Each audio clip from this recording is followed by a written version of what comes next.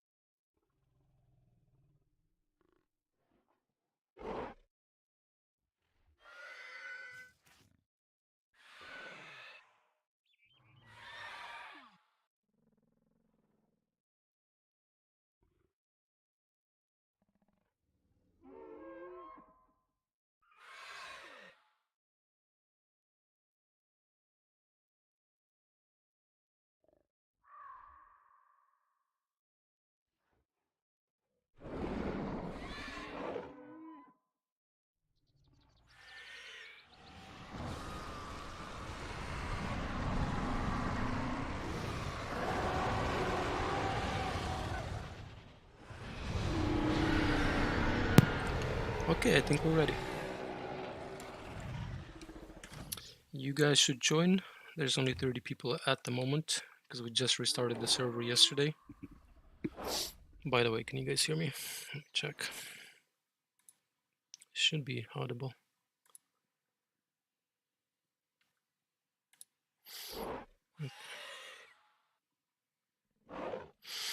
All right, yeah.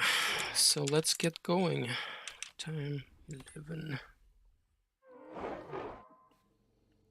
30 people so far, which is, I'm not gonna lie, it's pretty nice. Having a full fight night is so stressful on everybody. We have to type so much, we have to look out for so many things, and so having a small fight night is actually pretty nice. Brings me back to my to the very early days of HG in 2019, when we had like just starting off, we had like 10, 15, 20 people. So you could really select really nice fights and take your time with them, because with the full server, sometimes we just have to speed up the fights because we're like, we don't want somebody fighting for 30 minutes and every 100 people just sitting and watching. We want some action, but with the small numbers, it's gonna be nice. Okay, let's start off with, got a bunch of Utahs. That's nice. That's always nice to see. Couple of Spinos, Estego, a couple of the Dairies. What do you guys think? What's gonna happen to these Dairies?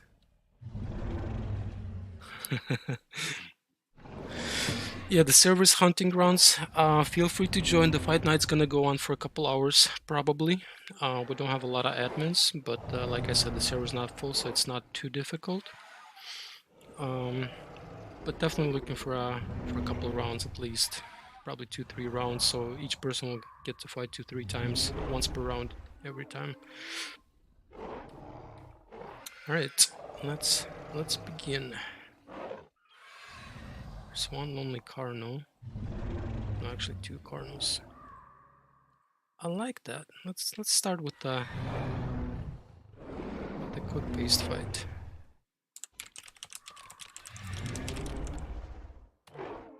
Ah, I just failed the command.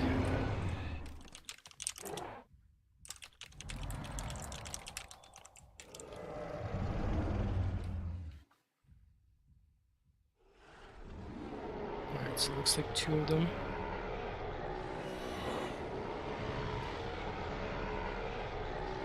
There's a Pew in the middle. Rapture. Let's move Rapture a little bit.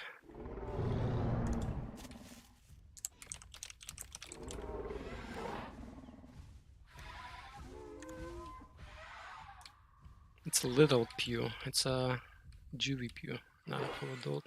Looks like adults are way bigger.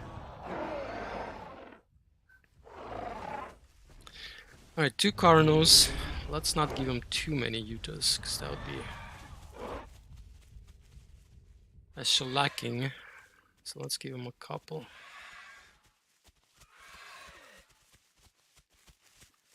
I feel like 3 would be the best. 4 is a little too much, 2 is a little too little. 3 would be a good number.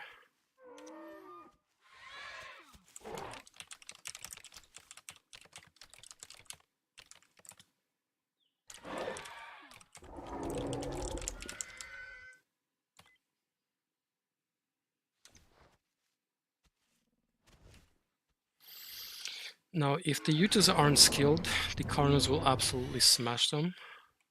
But if the Utahs are skilled, they have a very solid chance of winning. Hello, Utahs? There we go.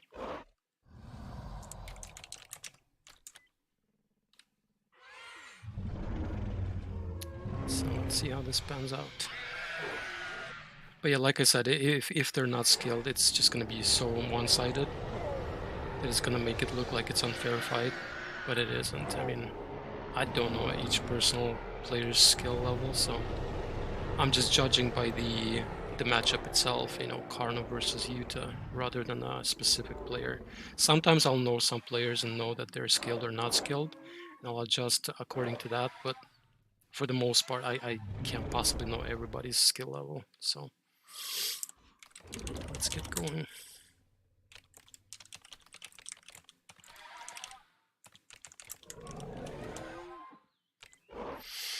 Alright, so let's break it down. So what Utahs need to do is constantly get ambush speed, because the Cardinals are faster than the Utahs in the normal sprint, but the Utah ambush speed is faster. So they constantly want to get ambush speed and then try to get behind the Carno and then, you know, get the bites in, doing that, basically riding with the ambush speed. Normal sprint is not fast enough, but ambush speed is fast enough to keep up with the Carno. Oh, one's already bit and sitting. Oh, nice trick. Didn't work though. This is not looking too good. I think the Utahs are losing this. So one bite from Carno doesn't bleed you out, actually. So you can get hit once and you can keep running and it's not going to bleed you out. So that was a mistake, sitting down.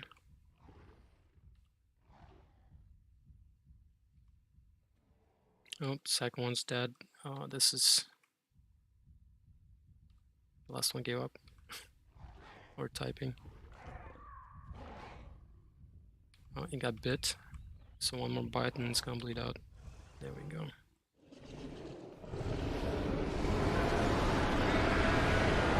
Well, that seemed very one-sided. That's unfortunate. It is what it is.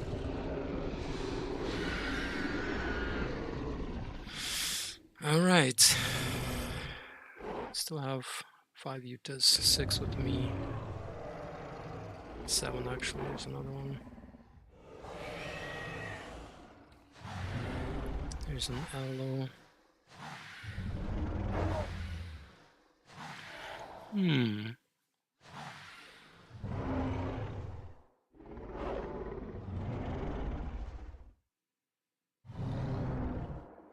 I want to see if this Aloe knows how to fight the Sarah.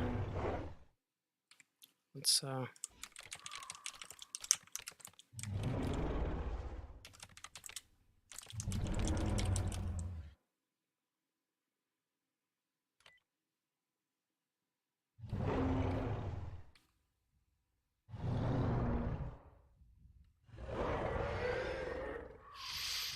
Okay, so basically if the Aloe doesn't abuse its ambush speed, so ambush speed on the Aloe is much faster.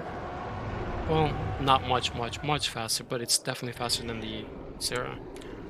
So if the Aloe doesn't use his ambush speed, the Sarah can just ride the Aloe to death, basically. But that also depends whether or not Sarah is going to be riding or just trading bites straight up. That would be a problem for the Sarah, because Sarah is going to lose just trading bites straight up.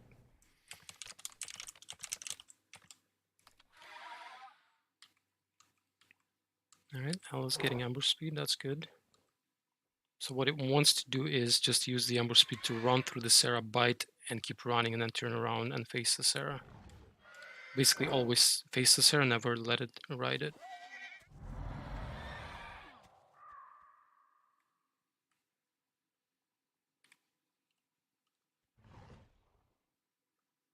I think Sarah's trying to bait out the ambush speed early.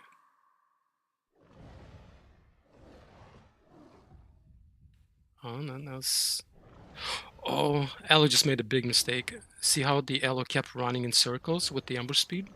And now the Sarah can get behind it. So Aloe needed to disengage completely and run away. But the Sarah also messed up and got bit way too many times. So Sarah might actually bleed out first. Yeah, there you go. Yeah, the Sarah went a little too far in the body and got bit. So,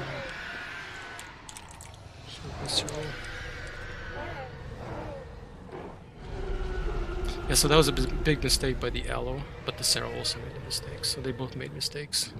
But the Sarah should have taken that, because the Aloe lost the ambush speed. And once it loses the ambush speed, the Sarah can just... Sarah sprints faster, basically, and just ride it to death. It is what it is.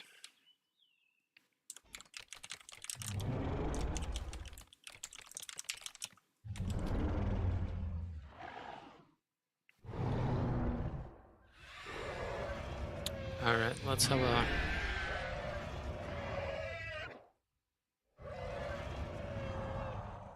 Let's have a painful fight, how about that? But painful for who?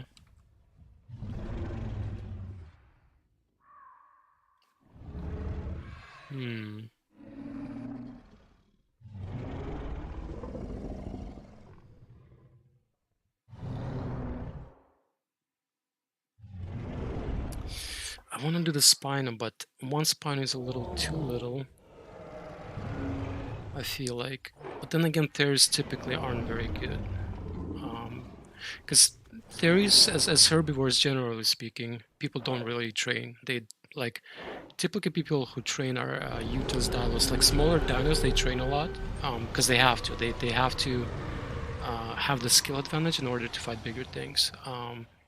But bigger dinos don't typically spend time training, like in deathmatch servers or something like that, because they're just bigger. They kind of automatically win a lot of fights.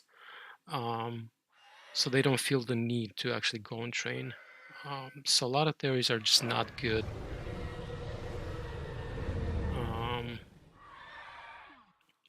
Coupled with the fact that they don't train, they're also herbivores, and herbivores typically fight a lot less than the carnivores do, because they just have to defend themselves, whereas carnivores typically are looking for fights to feed themselves, right? So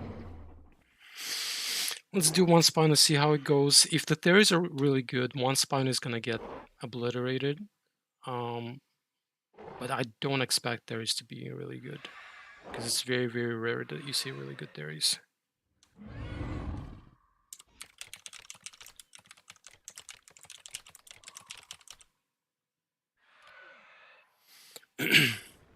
So in an unskilled fight, so let's say both the Spino and the Theris aren't very skilled, the Spino will automatically win because of its turn radius and bleed, right?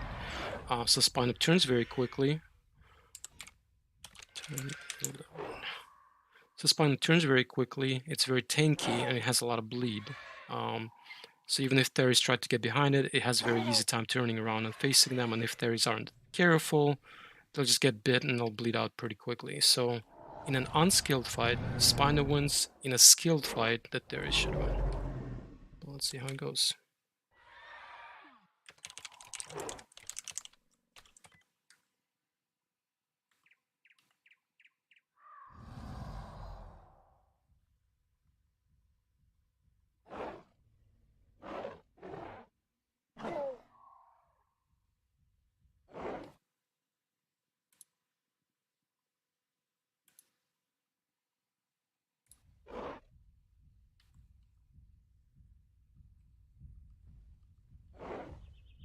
So far, so good.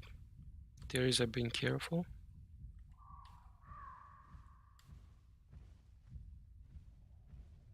Spino should turn Z-Walk on, so it makes a smaller turn radius, but then again, it wants to use the trot to chase the Theories, so I get that.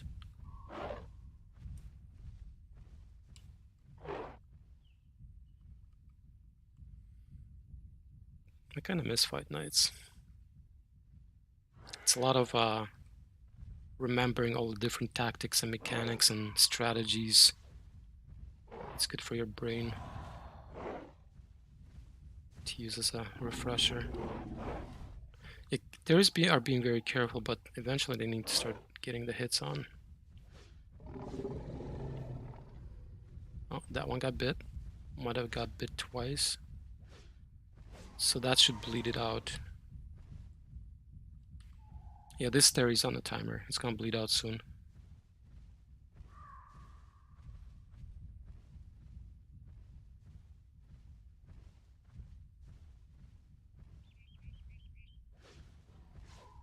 If you guys are still trying to join the Fight Night, you can absolutely do so. The server is Hunting Grounds on the Legacy Isle. This is just the first round. Oh, I see Spine is already on some scars. Overall, I think it's about even right now. Once this theory bleeds out, Spine is gonna have a little easier time, but it's also getting damaged, so I'd say it's about even right now in regards to who's winning the fight.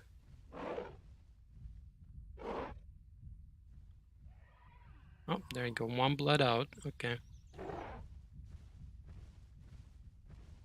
Now the Spino has a little easier time because he only has to watch 2 of them instead of 3.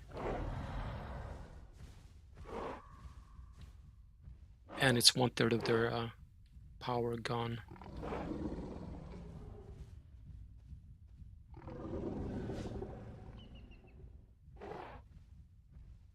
So here's one mistake that the theories are doing right now. They're staying way too far away. Why is that a problem? They want to be as close as possible because Spino turns so quickly. They want to be as close as possible. So whenever he turns away, they need to run in, right?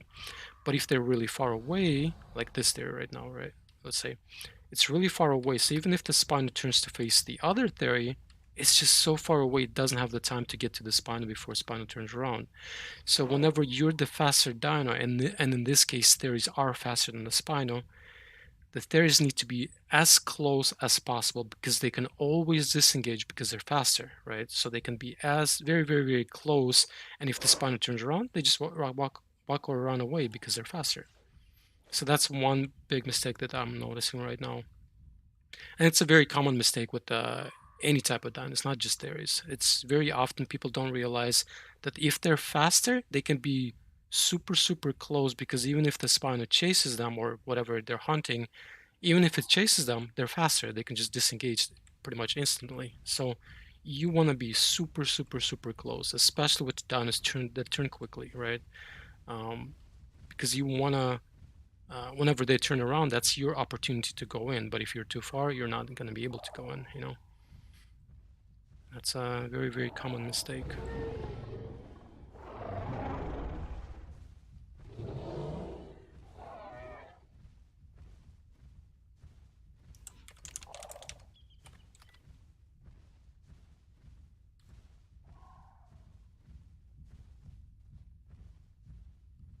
Ooh, that theory just messed up pretty big. Yeah, it's going for a suicide run at this point. Well, maybe not. Yeah, it is. It is. He's trying to just get as many hits as possible because he knows it's gonna bleed out. There you go. Can the last theory finish this? So the last theory will have to go head to head or toe to toe, whatever you want to call it. He's just gonna have to trade the bites because there's no other theory to distract the Spino. But the Spino is quite hurt. So I think Theory might be able to do it. And what Theory wants to do is it doesn't want to do the sprinting swipe attacks. It wants to do the standing or walking swipe attacks, which is the triple attack, which is like left arm, right arm, left arm. That's what it wants to do instead of the sprinting one, which is like both arms at the same time. Because the triple attack does more damage per run through, I guess you could say.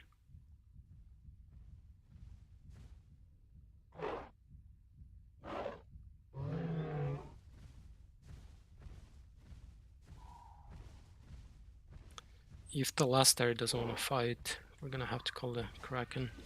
Yeah, see the triple attack? That's what he wants to do. He wants to face the Spino, do the triple attack, and then run straight through him. Oh, nope, not the sprinting attack. Oh, it's going into turn battle. It shouldn't go into turn battle, because the Spino wins the turn battle. What he wants to do is disengage right now. Disengage, disengage, disengage. Oh, it's out of stamina. It shouldn't be out of stamina. So in a turn fight, the Spino turns quicker, and just like that, it's just biting the tail, while the Theory doesn't actually hit the Spino.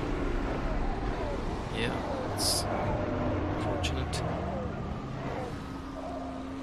But good job to the Spino. He was very patient, didn't waste all of his stamina, and just kept facing whichever was closer to him, so props. Alright, next up. Next up.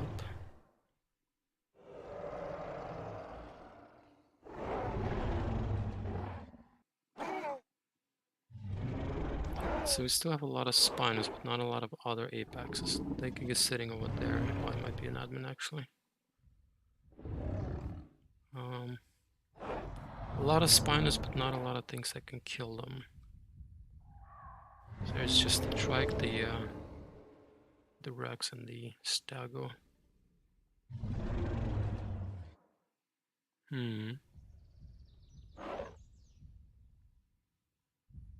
Too many Spinos. Never thought I would say that. It's typically too many Rexes or Gigas, but rarely too many Spinos.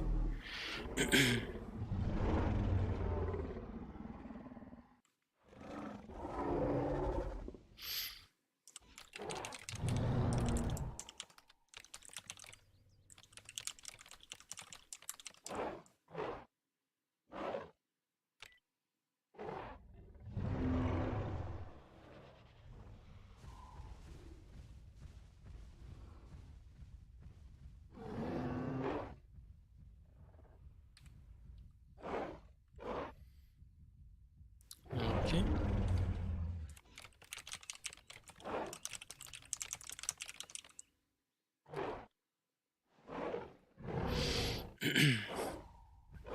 So this is going to be interesting because it's different dinos in a herd together against one. Trike is slow but tanky, where Stago is faster but not tanky. So the way this would work is the Trike would want to be the one tanking the Spino hits, and then the Stago wants to be running around and avoiding being hit and going in whenever the Trike distracts the Spino. So whenever the Spino is busy hitting the Trike, that's when the Stago wants to go in and get as many hits in as possible on a Spino. If that works out, if they can plan it out and execute it, obviously, they'll win. I'm pretty sure the Trike and the Stago should win against one Spino if they play it correctly, right? So they execute it perfectly. But if they don't, they'll lose.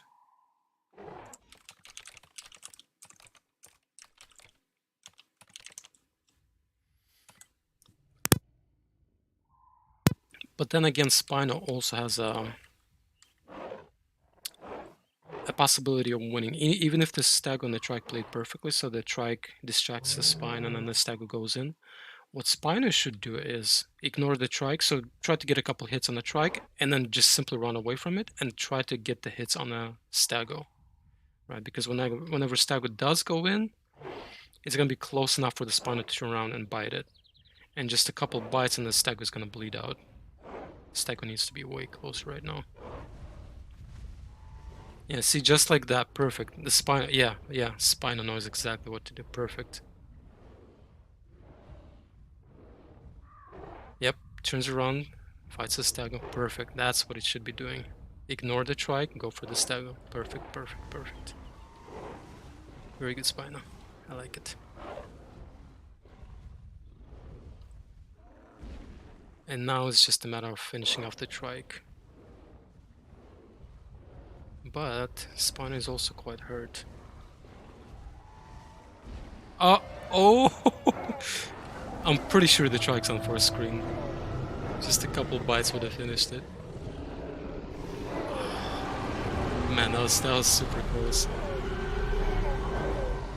I think if I was Spino, I would have probably disengaged there and let the Trike bleed out. But then again, Spino couldn't possibly know how close it was. Then again, Spino did know that it was on the forest screen. So if you're on the forest screen, you should probably disengage and let the Trike bleed out. Because Spino heals bleed much quicker. Oh, that was clean. They both played very, very well. Well, all three, I should say. That makes me happy. They all played well. Alright, next up.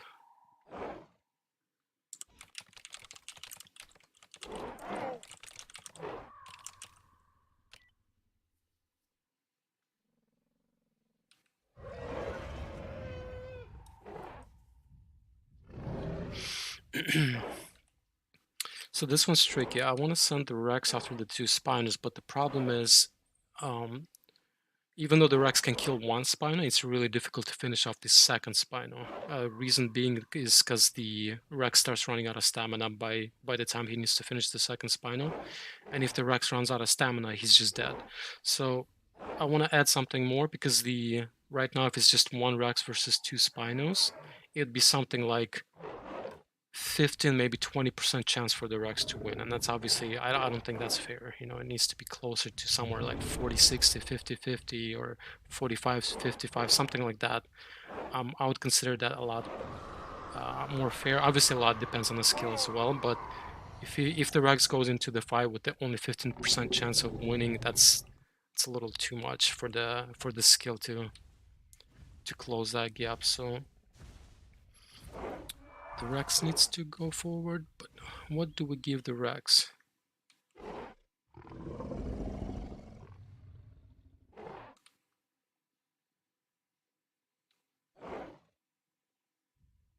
Let's give him the two Allos.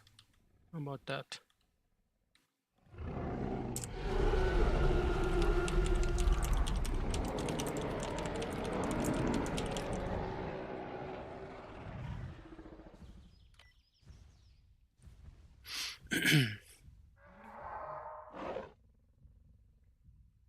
So what the Ellos will be able to do, no, there we go. So the Ellos will be able to stack up. So one of the problems with the Rex, it doesn't have a lot of bleed. But that's where the Ellos come in. So the Rex ideally wants to break the legs of the Spinos, and then the Ellos should add some bleed to the Spinos, and that way in the long run, they should have a very solid chance of winning. Obviously, it depends on the Ellos' skill not to get hit, because if they get hit, I mean, the fight's pretty much over. I think they don't straight up die from one bite from the Spino, but they will bleed out if they don't sit down from one bite. So if they get hit, they need to disengage and heal. And if the Spinos have broken legs, they'll be able to do so. But I mean, that's a lot of ifs. But ideally, Rex wants to break the legs, and then Allos put some bleed on the Spinos. And then the Rex gets some more stamina, goes for more run-throughs, and I'd say it's about 45 to 55. I think like the Rex and the Allos have about 45% chance of winning. And then the skill gap is obviously gonna throw it one way or the other.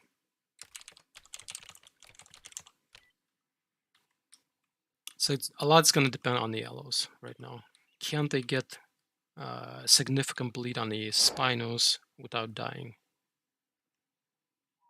But also it depends on the Rex to break the legs, right?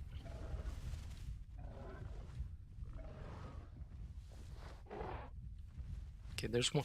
Oh, he didn't break the Spino's leg. Oh, this is not good for the Rex. He needs to disengage as soon as possible. Ooh, Rex is in trouble.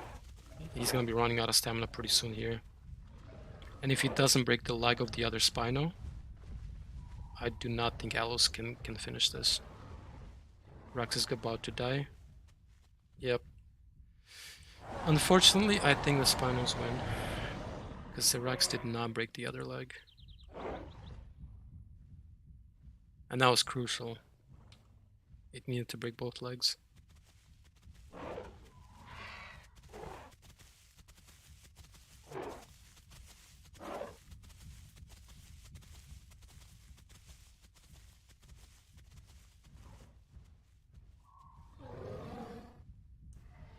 Yeah, there's just 2 Allos versus 2 Spinos is like incredibly difficult. It's like 1% chance of success. And it's a very, very long fight.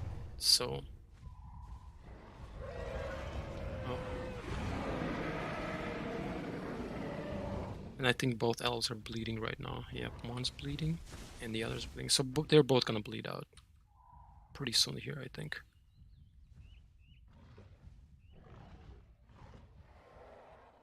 There's one, and the other one should be pretty soon as well.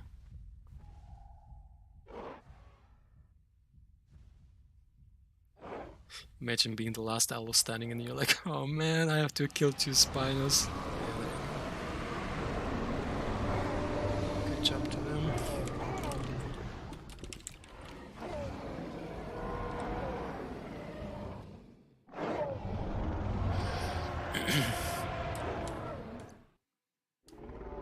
Rose is the Giga. Okay, we still have a lot of Utas left. Looks like 6, 7, 8, 9-ish. Sheesh, that's a lot. 6, 7, 8, 9, yeah. Where did they all come from? Well, there's not much to fight them.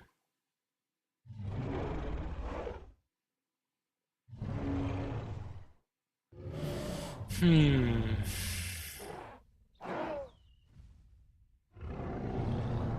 know Rose is a pretty good Apex.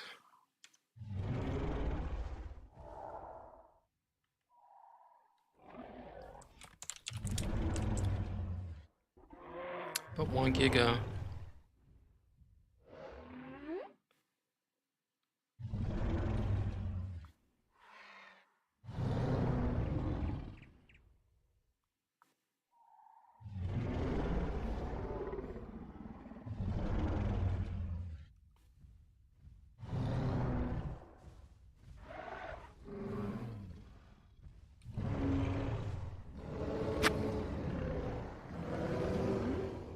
Oh, there's more people coming in.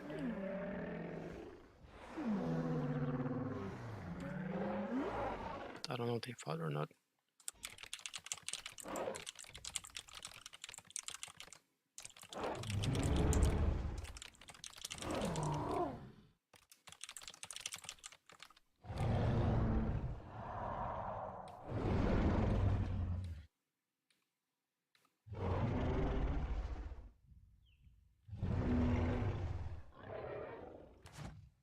Oh, actually, the population is going up, so a lot of these new dinos joining in probably didn't fight. They're just joining. All right, let's do the Mayas first.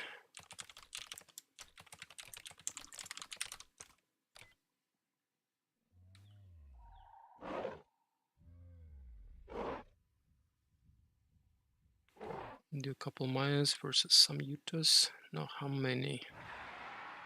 Typically, Yutas struggle with Mayas. I'm not precisely sure why.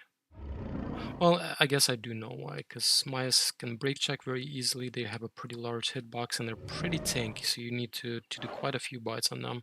Like if the Maya is constantly running, sprinting, it'll be 7 bites to bleed them out. And then if they're standing, it doubles up. It's 15 bites to bleed out a Maya that's standing. And just for comparison, to bleed out a Rex, you need 30 bites, but for a Maya, you need 15. So it's like half a Rex.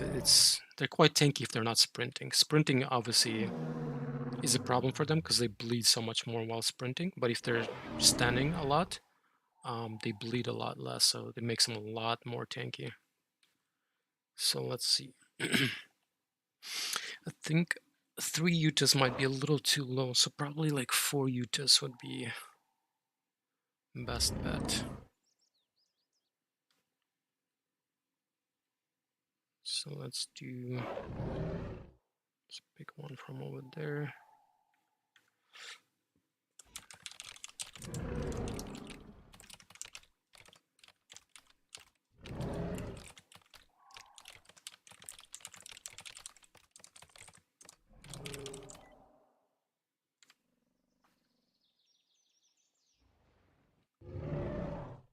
Wait.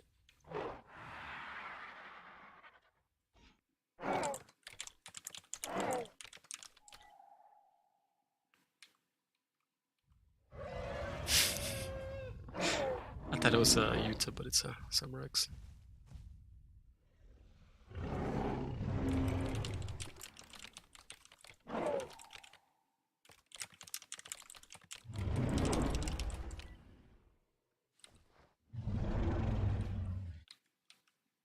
There you go, 4 Utas.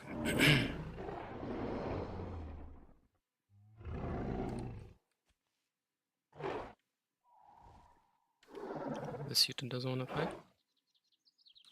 There we go. Okay, so if this was a top tier Utas, they would absolutely smash the Mayas. But top tier Utas are very, very rare because it takes so much, like hundreds of hours of practice to be a really good Yuta. And we're not talking about left-riding Utas here. We're talking about like overall skillful Utas that can jump, they can fight different things, and etc. etc. Not just left-riding Rexes, because that's yeah. I don't like left-riding, if you guys can tell. So if this were really good Utas, they'd probably smash the Mayas, but it's the chances of them being really good, all 4 of them being really good Utas, are slim to none. So more than likely, it's not going to be smacking the Mayas. So let's see how it goes.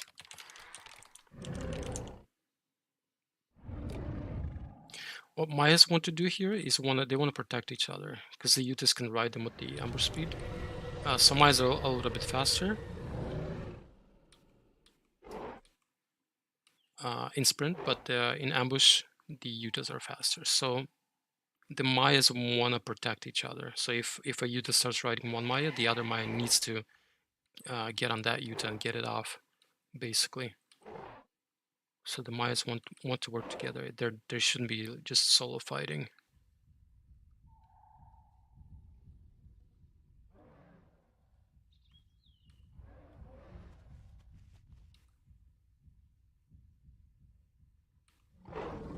And right now they are solo fighting, so they shouldn't be doing that.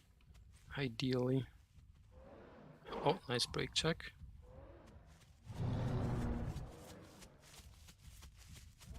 Break jump. There you go, one's dead. Oh, another break check. Okay, so one of the Mayas is really good. Might be even both of them, but one is really good at break checking, the Yutas. And Yutas need to be super hyper aware of that.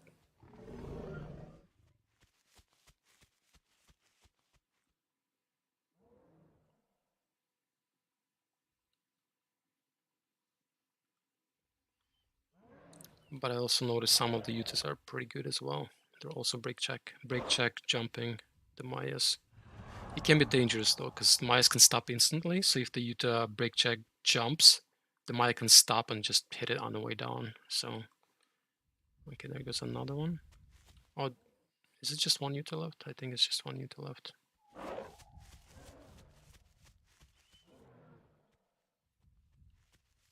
So one of the problems I noticed with the Yutas though, they're kind of running straight from the Mayas. They don't want to be running straight. They want to be running in circles because Yutas turn a lot quicker in a sprint turn.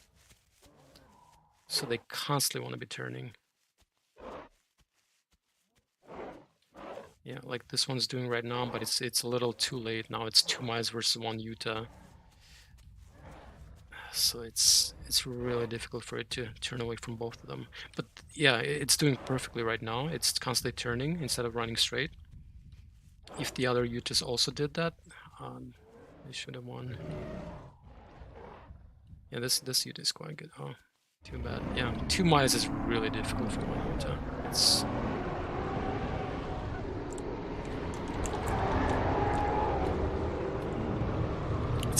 It's kind of like a Carno, so Carnos are also difficult for Yutas.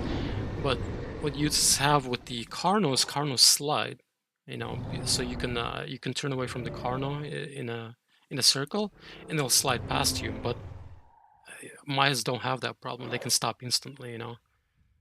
So 2 Mayas I think is more difficult than 2 Carnos for a solo Yuta because of the fact that the Mayas don't slide when they stop. So that's unfortunate. All right, got 5 more Yutas, and we shall give him pain. But what kind of pain?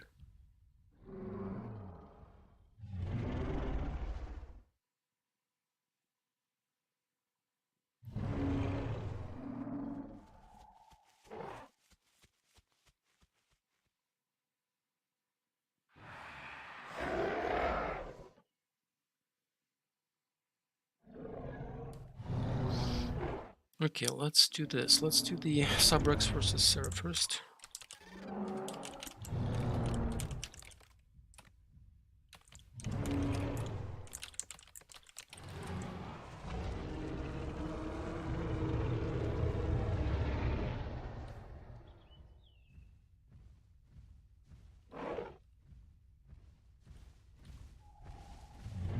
Mr. Sabrex a little AFK.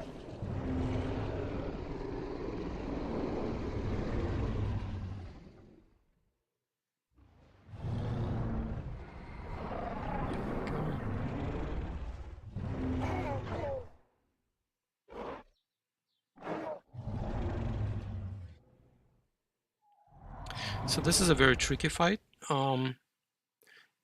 Basically, in a turn fight, the Sarah should win if he plays correctly. But the problem is that the Sabrex can break check very easily, and Sarah is not very tanky. So just a few bites from the Sabrex will kill the Sarah. So Sarah needs to be extremely precise with the positioning. If it's precise with the positioning and doesn't get break checked on, the Sarah will win. But that's a big if, right? It requires a lot of skill to be very, very precise with your movements and not get break checked. Because you need to be predicting the break check and stopping before it happens, right? So you have to have that sense of like it's about to happen, and not a lot of people have that. I think it comes mostly from practice. From a lot of practice, you can kind of predict when the person is going to break check. But But if you don't have those, you know, let's say hundreds of hours of practicing, you're not likely gonna know when it's gonna happen. You can kind of guess, but it's not gonna be like a ingrained into you, if that makes sense. So let's find out. If the Sarah plays well, Sarah will win. If it doesn't, the Subrex will basically automatically win because of the stat advantage, right? Because the Subrex is a lot tankier, does more damage.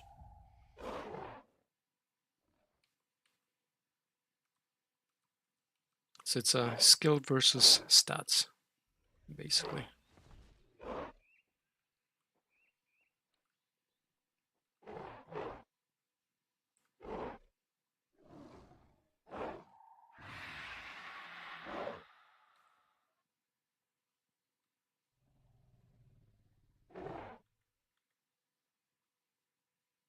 The initial phase of the fight is really always very scary because you have to basically get behind the Rex somehow, and then I don't think the Sarah is doing that good. Oh, it's break checking. I guess that's one way to do it, but it was a little too far forward.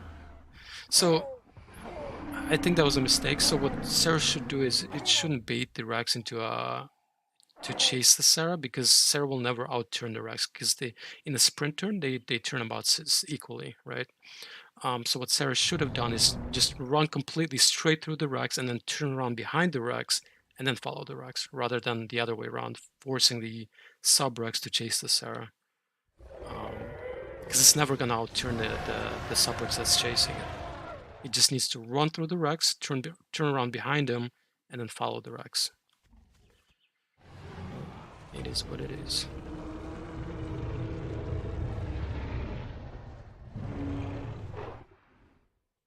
Next up, yeah, I was gonna say Yutas need some pain.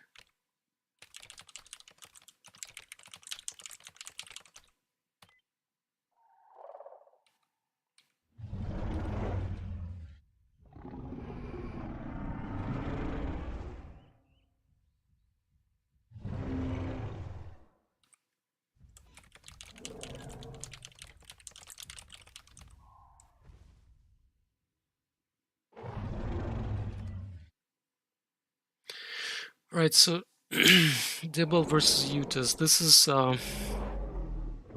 incredibly difficult fight unless you're a Yuta that knows how to ride Dibbles. So riding Dibbles is quite difficult because they have such a tiny body that if you mess up, you can get hit very easily, as opposed to like a Rex or a Giga or something like that. You have a lot more room to make a mistake as a Yuta when you're riding. But with the Dibble, because it's such a small body, just a small mistake can cost you, you get hit once by the Dibble, you're gonna bleed out within like 3 seconds. So it's basically one shot. So riding Dibbles is difficult, but at the same time, if you practice it a lot, it becomes kind of easy. So if one of these Yutas is really good at riding Dibbles, the Dibble is pretty much dead. But I'm betting that, Yuta's probably not going to be that good. But if one or more of the Yutas are really good at riding Dibbles, then it's gonna be really one-sided. And I'm hoping that's not the case.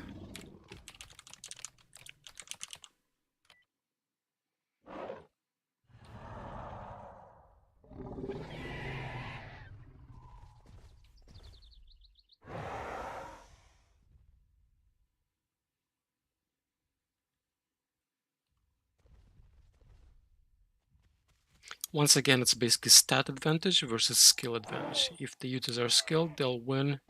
If they're not that skilled, the Dibble will win simply because of the stat advantage. Well, some skill involved as well, obviously. Dibble also needs to turn properly and face his opponents rather than just running after one and then the others are just chasing him. So, okay, one's going for a ride. Okay, that Yuta probably is gonna ride him. Yep. Right. Oh, he got hit. Okay. Yep. See what I mean? Even though that Yuta knew how to ride the Dibble and how to get in, he made a small misstep and got hit, and then 3 seconds later it bled out. Oh, this one also knows how to ride. Dibble tried to brake check it. When Dibble wants to brake check, it needs to let the Yuta get much closer. Okay, I think that Yuta is gonna ride him to death, unfortunately.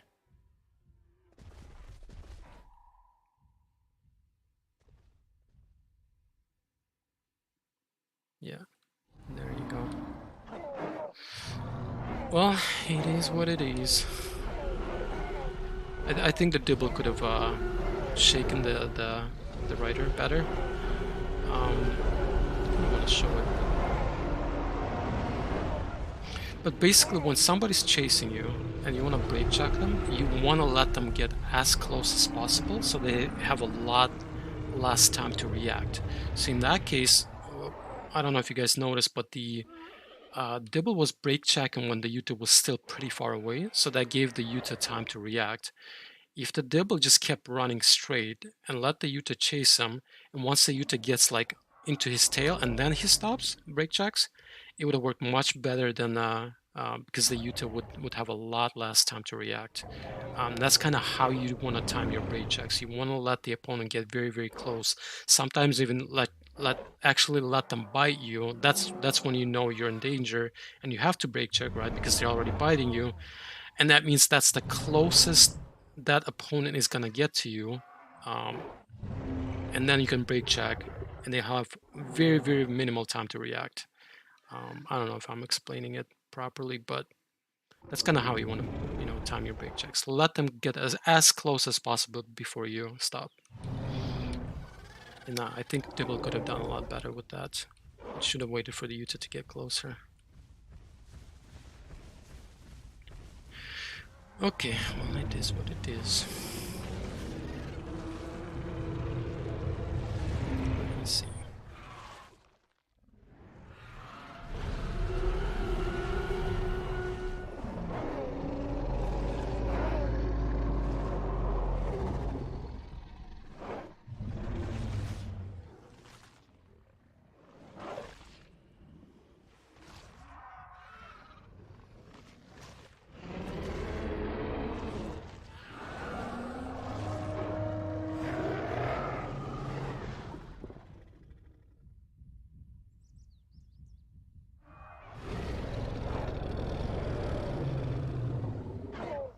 Let's do the 3 Gigas versus 2 Rexes.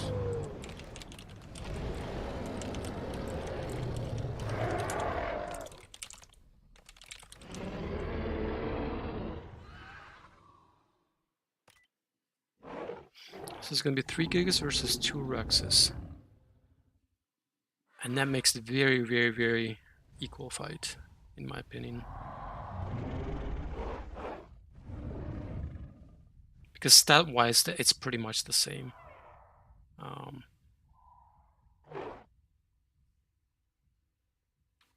Rexes do a lot more damage per bite, but there's 3 Gigas, so 3 Gigas have more health, if that makes sense. So it's basically more bite damage versus more health, and it kind of equals each other out. Equalizes each other out, I should say.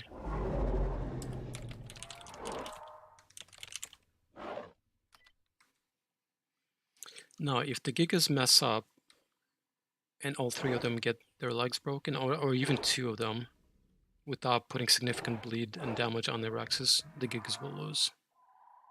So they still need to be very, very careful with their positioning. Because in a straight-up trading hits, I think Rexes will still win because of the bone break. But even then, it's going to be close. Because even trading hits, it's just 2 Rexes, so basically like 12,000 HP, versus 3 Gigas, which is like 18,000 HP, right? So it's going to be close regardless, even if it's trading hits, but I think the advantage is going to go to Rex if it's trading hits. So Gigas still want to use their number advantage to have at least 1 Giga, get behind one of the Rex, and basically trade for free.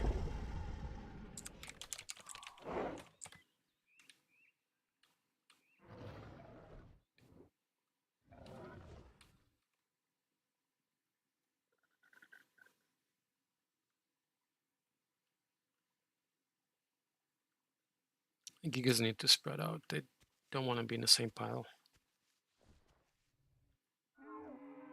Because if they're in the same pile and the Rex charges them, they all have to run away, right? And none of them have an opportunity to go in, right? They could scatter and then look for an opportunity to go in, but that's already losing time. You know, you want to be already scattered before the fight even starts. And that way, if the Rex charges one of the Gigas, the other Giga will already be chasing the Rex, right? Oh, this Giga already messed up. See what I mean? Both Gigas are running now. Well, actually, he tried to break check. But yeah, the Rexes take this fight, I'm pretty sure. Yeah, it's pretty much over. They barely did any damage to the Rexes. One Giga is already down, so it's 2 versus 2. And 2 versus 2 Rexes should take the... Especially with one broken leg already. Yeah, that's unfortunate. Yeah, you want to be scattered long before the fight even starts. You want to spread out. That way, if the Rex charges, you're not all running in the same direction from the same Rex. Yeah. Unfortunately, this fight's over. Good job to the Rexes though. They were patient. They slowly approached, didn't waste too much stamina. But I think the Gigas made the mistake. It was a bigger issue than the Rex being skilled. It is what it is. So I got nothing for the Trike to fight, so let's head to round 2, and then the Trike, Moses, will get to fight twice next round. How about that?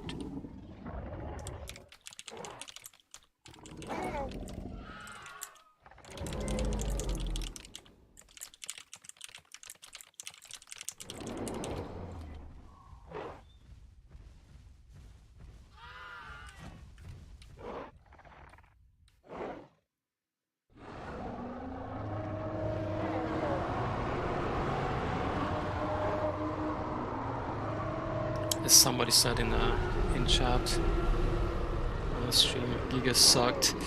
I typically don't want to use words like that, but yes, in this case, Gigas kind of sucked.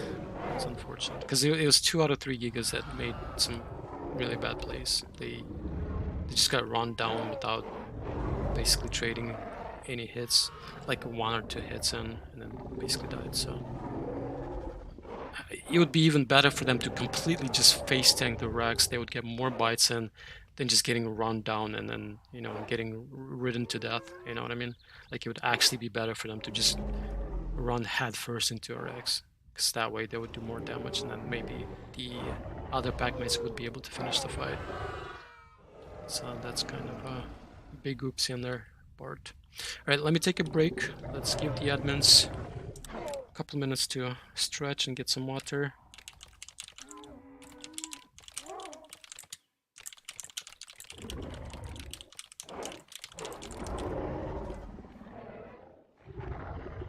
And then for you who are watching, if you still want to join, this is about to be round 2, so you can still join.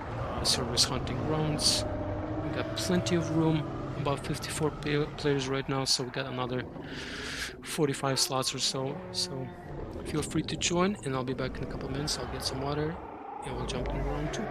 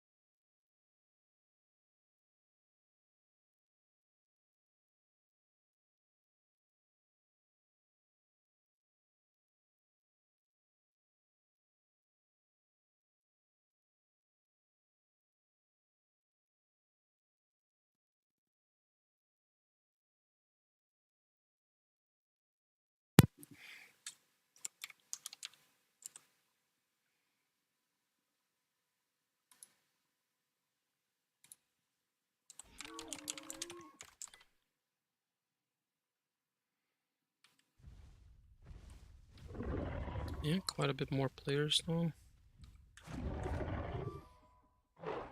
So this round should go a little longer. A lot more Rexes now and Trikes. That's what you typically see at Fight Nights, is a lot of Apexes, because yeah, it's easier to play bigger dinos.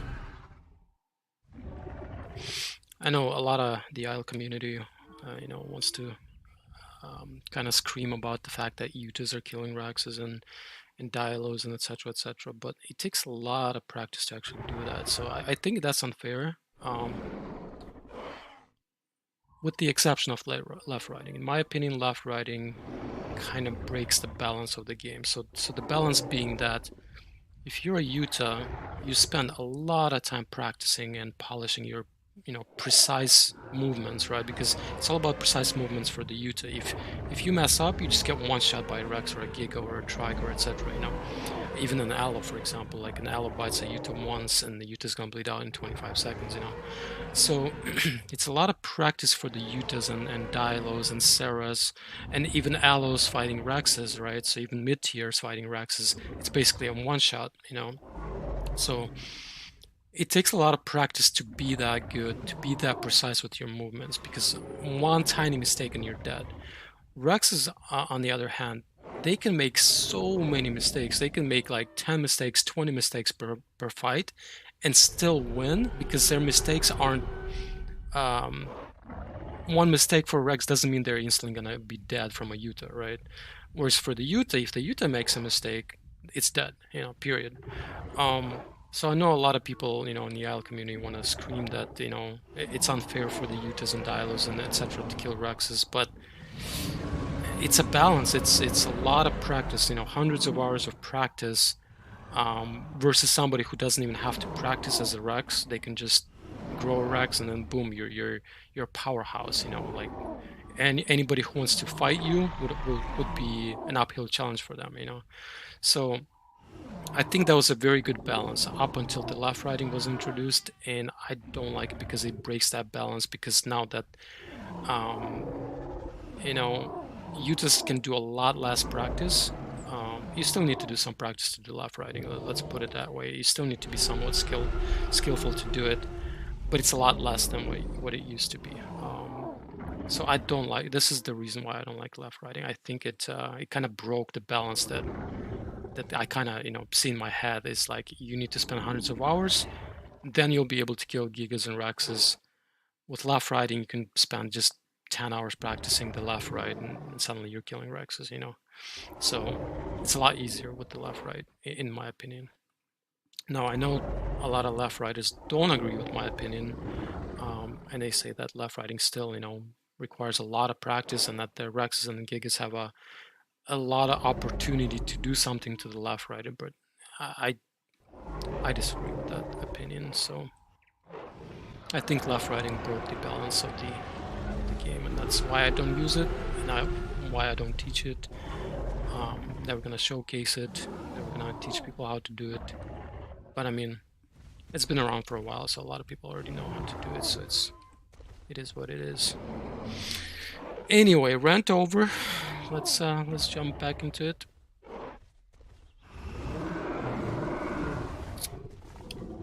All right.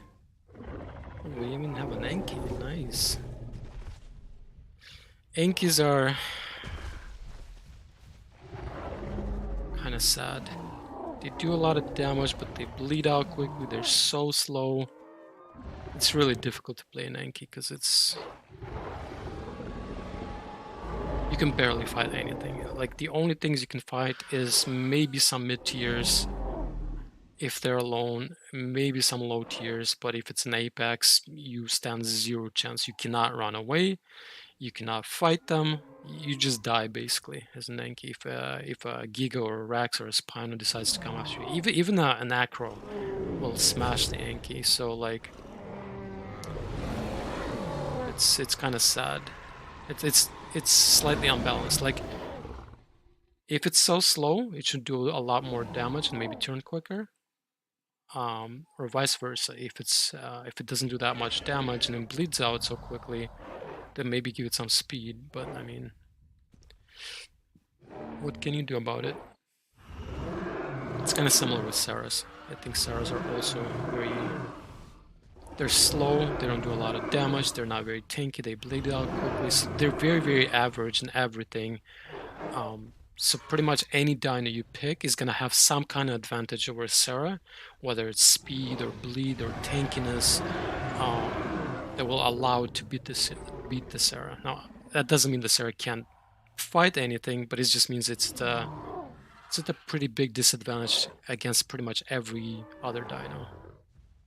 So it's kind of how I feel about Seras. They're very, very average at everything. Anyway, let's jump back into it.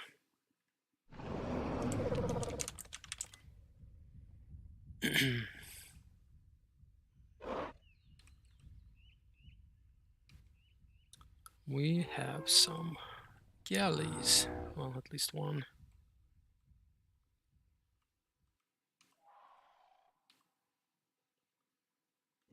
Let's do the galley first.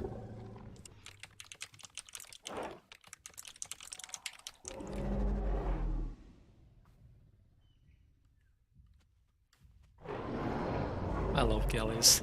I think galleys are like, other than the Yuta, so Yuta, in my opinion, is the highest skill expression dino, specifically because of the jump. So other dinos, they have bleed, they have the bite, they have the ambush speed, they have the sprint. So all of these things that add up to their skill expression. Now the Yuta also has the jump, which means they can do more variety of things, and that means their skill expression is higher than the other dinos, specifically because of the jump. Now, if we take the Yuta away, I think Galley is probably the next highest skill expression dino because of their insanely fast turn radius. It's very hard to control because it's so fast. You have to be like, your mind has to be racing to be able to control that super fast turning radius, right? Because you have to be precise with it, and you're a one-shot dino, so it's very difficult to play Galley to the highest level. So that's why I think it's one of the highest skill expression dinos. So when you see a really good Galley, it's just so good. But it's hard to attain that level of skill. So let's give him a Yuta. A good Yuta. And let's hope the Galley's good. Now I believe Kellen is a pretty good Yuta, so... So let's see how it pans out. So, in my personal opinion, a really good Galley will win against a really good Yuta 90% of the time. But it has to be really, really, really good Galley to be able to control that turn radius, right? But if it's not that good, then the Yuta has, and we're talking about, let's say, a good Yuta versus like an above average Galley, then the Yuta will have like maybe 80% chance win rate. So it really just depends on how good the Galley is. You know, how good is it with that turning radius control.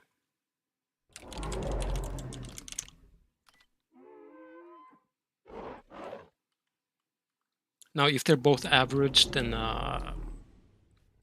I think the Yuta still probably wins, but it's really hard to gauge. Like when both are average, it's anybody's game, I guess you could say.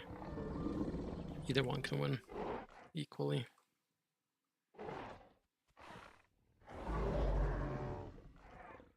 So the Galley's being pretty careful, and so is the Yuta. The Yuta knows what to do. It needs to stand its ground. It shouldn't be chasing the Galley. It needs to stand the ground and face the Galley at all times. And if the Galley gets behind, then disengage or counter turn. And that's, I think Kellen's preferring to counter turn. Yep, he's counter turning. So the Galley needs to be more careful with where it goes in. Because if the Yuta is counter turning, yep, the Yuta is, yep, there you go.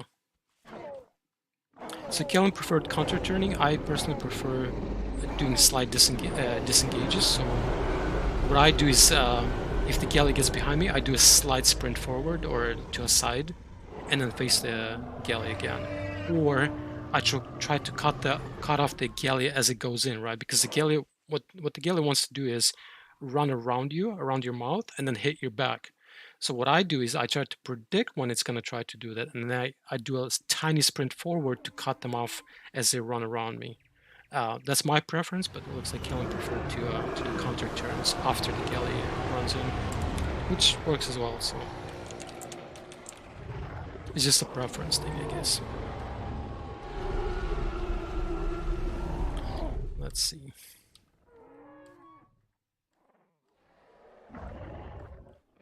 A dead Rex. Got some Sukos. Sukos rise. Oh, let's get Sukos forward.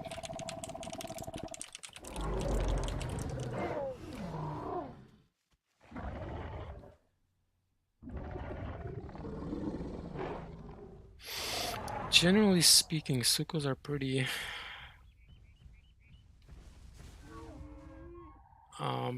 unskilled. Big reason to that is I think is because they have to fight a lot less than our other carnivores, because they can they just sit in water. A lot of the time they just sit in water, so they miss out on a lot of opportunities to fight and obviously die. But if you die, you learn something, right? Typically.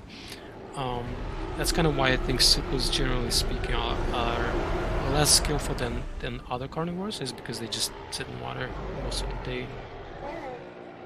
The only time they come out is to have a kind of guaranteed fight, guaranteed win kind of thing. So let's give them something that's not too difficult. I still want to be a challenge, but not such a challenge that they have no chance of winning. Or very minimal chance of winning, I should say. I never give people no chance of winning. That's just unfair.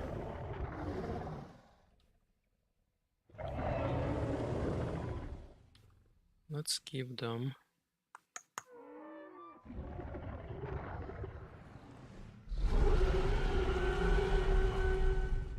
Yeah, I think that would work. Looks like 3 doubles. Oh no, there's 4 actually, never mind. In that case, let's give him something else.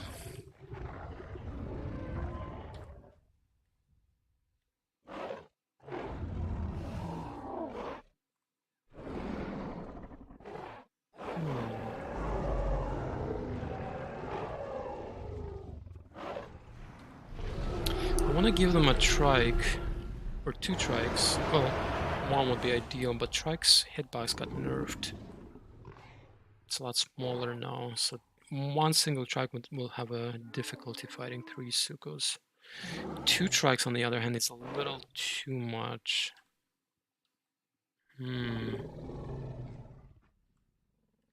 If they had a 4th Suko, 2 trikes would be perfect. They don't.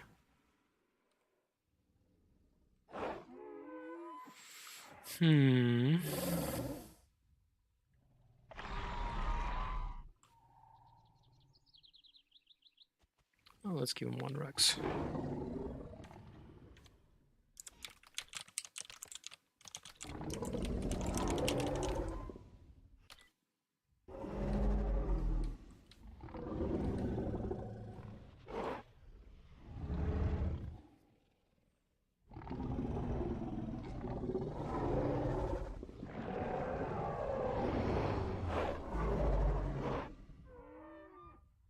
So once again, it's a stat advantage versus skill advantage. If the Sukos are precise with their movements, they'll win. If they're not precise with their movements, the Rex will win.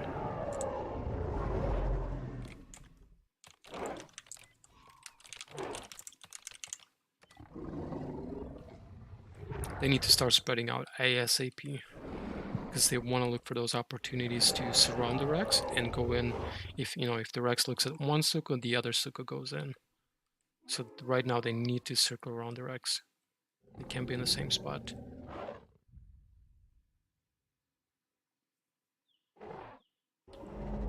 Because if the Rex charges, they're all running in the same direction. None of them are biting the Rex, you know what I mean? So they need to spread out ASAP.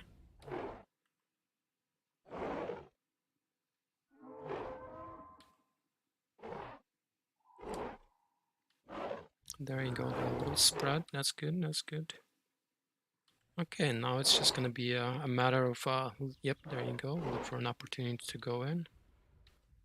Oh, the Suko lost his ambush speed, so he gets run down. The other Suko needs to keep chasing, yep, yep. Oh, no, it stopped. Oh, why did it stop? It had the opportunity to get behind the Rex, but it stopped, and then the Rex turned around, bit it. And now the single Suko has almost no chance. It has like maybe 2% chance of... Oh, it actually got behind him. If he's very, very precise, he can actually finish this fight if he doesn't get bit. Oh, he got bit. Rip. He needed to be a little bit more to the right.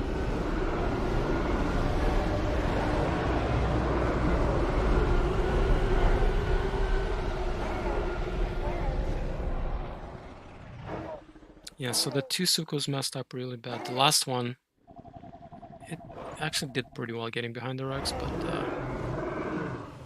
misstepped a little bit. Stayed a little too far on the left side and got bit. Unfortunate.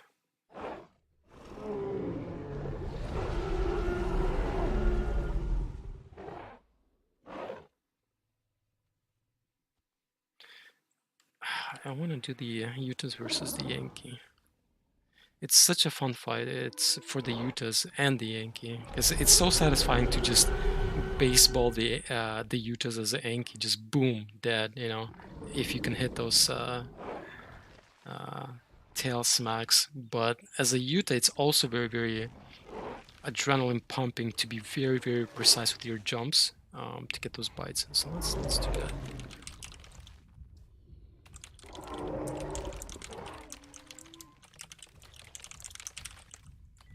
We'll see how many Utahs there are. If there's too many, more than, let's say, about 7, 8, I'll have some of them sit out.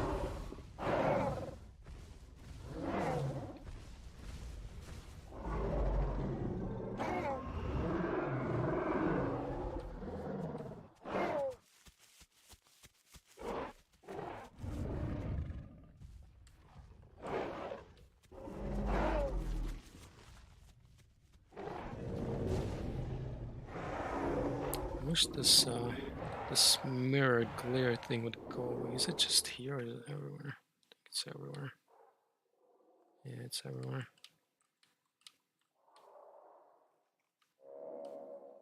I don't know how to get rid of it. You guys know what I'm talking about? This whitish screen that's halfway through my screen. I don't know how to get rid of it. I'll play around with the settings later. But I think it's always been there, I think. Maybe not, actually. Anyway, let's fix the clouds. So, when there's sunny.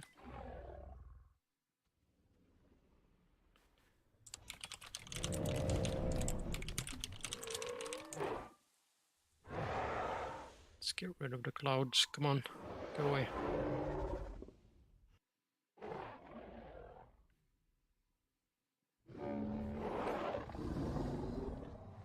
Okay. Yep, there you go. Clouds are starting to dissipate. Oops. Let's count them up. So 1, 2, 3, 4, 5, 6, 7, 8, 9, 10. 10's a little too much.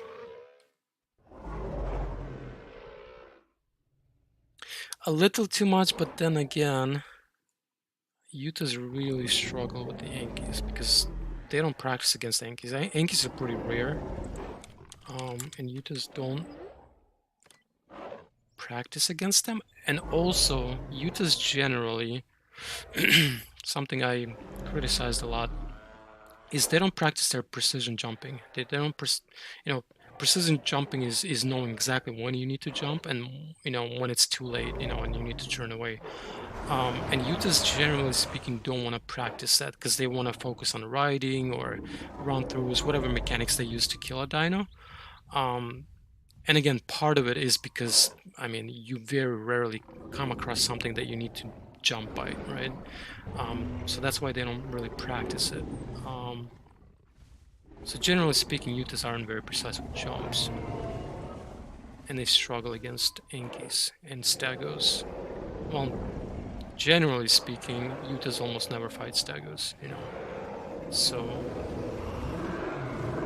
Yankees, once in a while they'll fight them, but typically it ends up with a lot of Utahs dead and then they give up. So let's see how it goes, If it's too many, I'll keep it in mind for the next time.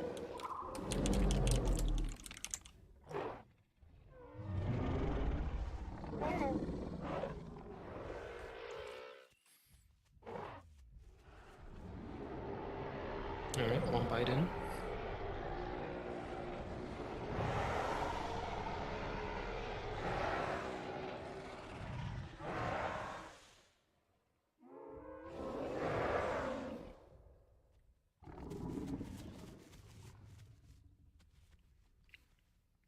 So what Anki can do in this situation, don't run straight.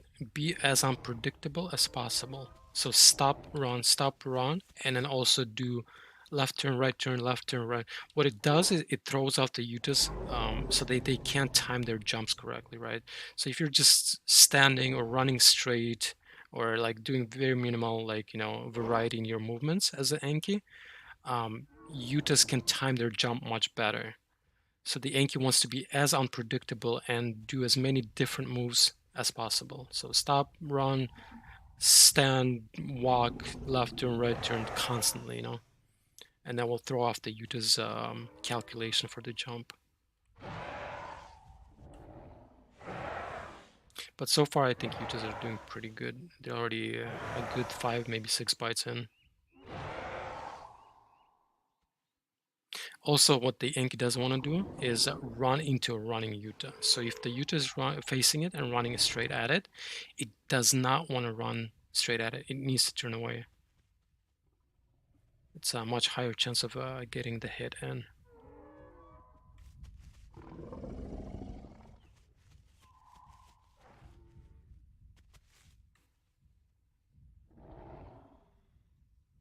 Come on, Anki. I believe in you. Anki's in trouble. It's already a lot of bites in. These Utahs did pretty good, actually, so far. But, I mean, they could get careless at any point. Like, even the absolute best Utahs. Oh, that one's going for a ride. Anki needs to start turning left, right, not just turn left. Yep, there you go. So the riding Anki only works if the Anki is very predictable with the movements. So in this case, the Anki was just turning left the entire time, sprint turning left, which makes it very predictable which way you need to go. So if that happens, if a Utah goes into the body and starts riding the Anki needs to start moving left, right constantly, and that will throw off the Utah and likely kill it. And once again, it needs to be unpredictable with the movements.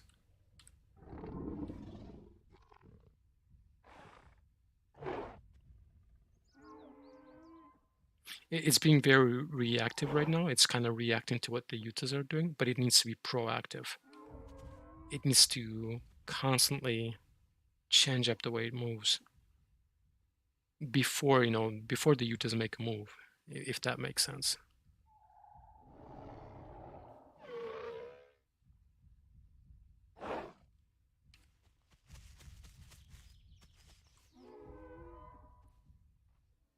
Oh, he bled out.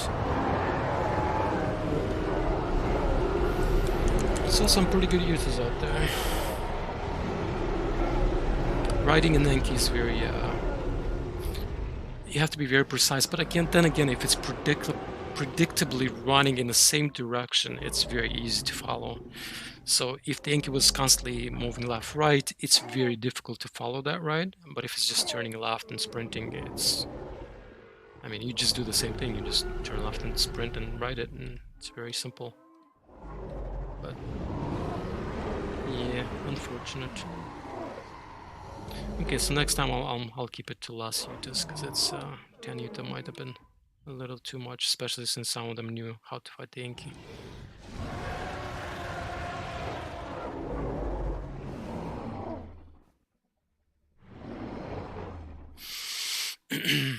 What's next?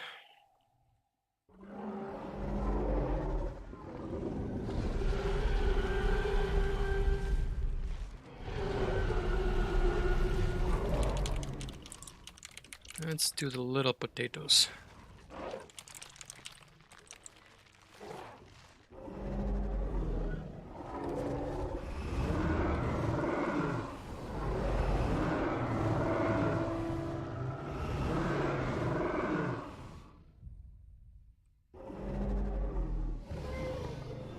I thought there were 4, now there's 3 in one sitting. Maybe I confused this one for a double one, but it's a small trike. Come on, Mr. Double. There you go. Yeah, it looks like it's just 3.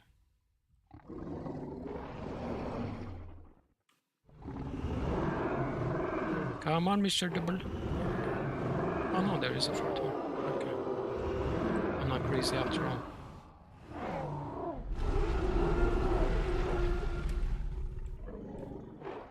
Alright, Dibbles. I have faith in you.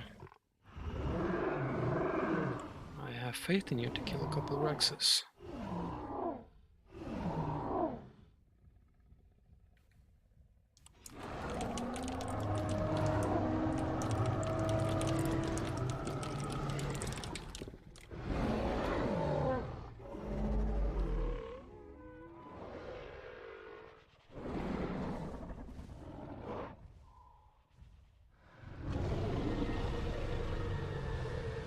So if the Dibbles are very, very skilled, it's unfair to the Rex because 4 Dibbles, if they're really good, they will absolutely smash 2 Rexes.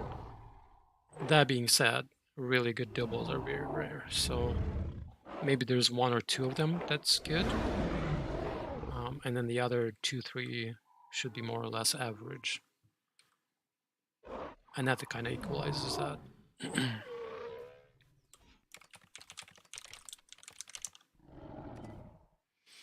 It's quite simple. So Dibbles spread out, surround the Rexes, and then look for an opportunity to get behind the Rex, stay behind the legs, and just, you know, do your headbutts, and the headbutts will hit the tail. You can even stay really far away from the Rex body, and just the headbutts will hit the tail pretty far away. So you're relatively safe as long as you're precise with where you position yourself, you know.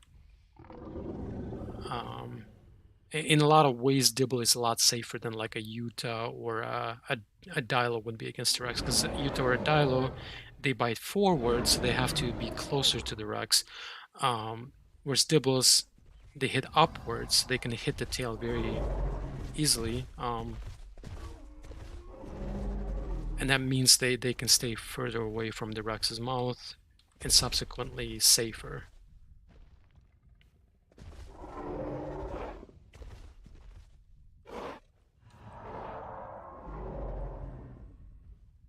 The Rex, on the other hand, they need to be together.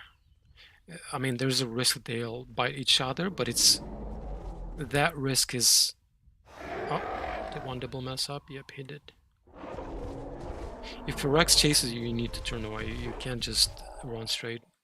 As a Dibble, you need to turn away in a circle.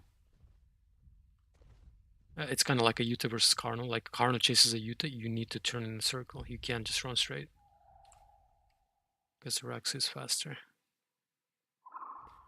And the Dibbles gave up a lot of opportunity. See how far they're standing. They give up a lot of opportunity to go in. Like when this Rex was killing the other Dibble, another Dibble should have been behind this Rex already, you know? Because the Rexes are so spread out. Well, they were spread out, now they're closer. Because they were so spread out, it's very easy for the Dibbles to divide and conquer kind of thing. 2 Dibbles per Rex. one distracts, one gets behind, and then just rides it to death, and that's it. And these Dibbles are really far away because they're afraid to get run down, which is understandable. It's like, how do you approach a Rex that's an ambush speed that's so much faster than a Dibble? But you have to make that move at some point. You know, you already lost one Dibble and didn't do anything with it. There you go. This one's turning away, but the other one's gonna chase it. Oh, it turned away as well. Perfect. That Dibble is doing good. The green one. He dodged both of the Rex. Now he's getting behind that Rex. Oh, another Dibble messed up. Now it's just two Dibbles left.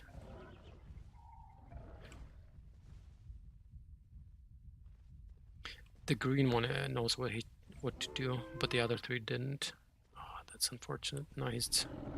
I mean, we've seen a Dibble kill 4 Rexes before in a similar situation. It was more Rexes versus more Dibbles, but at some point a Dibble basically solo killed... Oh, no, he messed up now.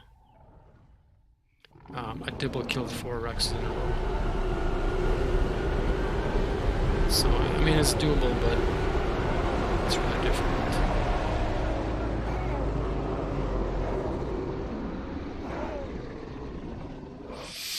Well, that was unfortunate. I was hoping for more, but Dibbles were just so afraid to go in. The problem with being afraid to go in on a dino that's faster than you means that eventually, you know, you're just playing defense. If you're just playing defense, it's only a matter of time before you get hit, right? So what you want to do is kill your opponent before your opponent kills you, and that means taking some risk and going in. But if you never go in and you're just playing defense against a faster dino, you are gonna lose at some point, because eventually, you know, Rex will charge you, 10 times, 20 times, 30 times. Doesn't matter how many times. At some point, it will catch you. So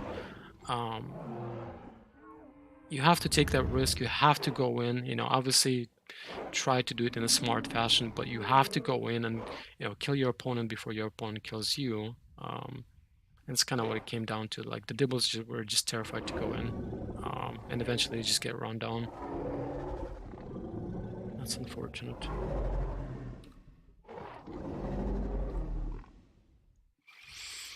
Okay, let's move on. There's quite a few Carnos.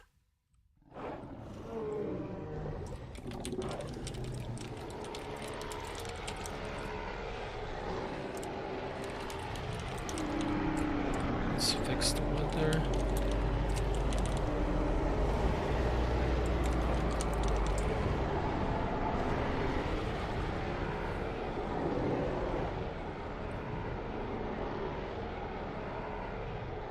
Alright, that's quite a few Carnos. 1, 2, 3, 4, 5, 6. That's a lot. That's 6 really good Carnos will kill pretty much anything. Even like 2 Rexes. 6 Carnos, obviously good Carnos, will kill 2 Rexes. That's... I love Carnos because they're basically the dino that always controls the pace of the fight, because they're the fastest dino, right? Now, obviously, you could argue that Yuta in ambush speed is faster, Acro in ambush speed is exactly the same speed as Carno, but overall, obviously Yuta needs that ambush speed, so they have to, crouch for a little bit before they can get that ambush speed, and that puts them at a disadvantage. So basically, Carno is the dino that always controls the pace of the fight. They can choose when to go in, when to run out, and nothing can stop them because they're faster.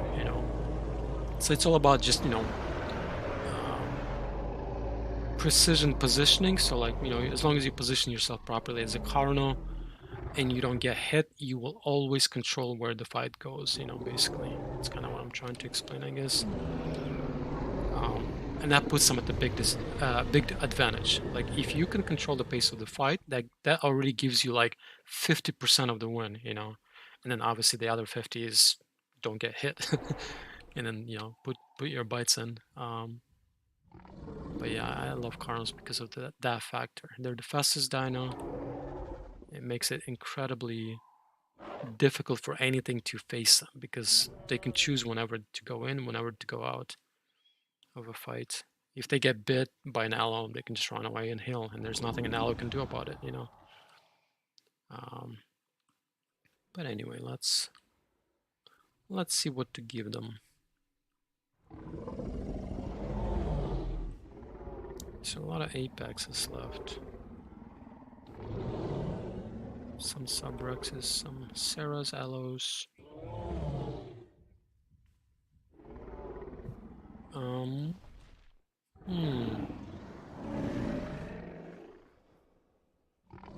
It's a choice between giving them mid-tiers or an Apex.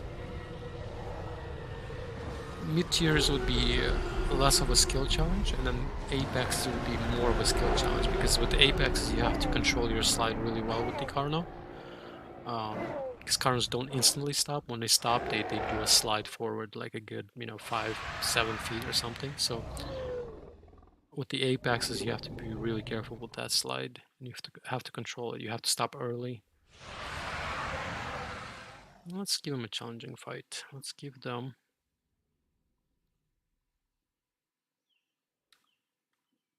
I was going to do trikes, but there's only 3 trikes. So if I take away 2 trikes, it's only going to be 1 trike left for the next fight. And that makes it difficult to find a fight for a solo trike.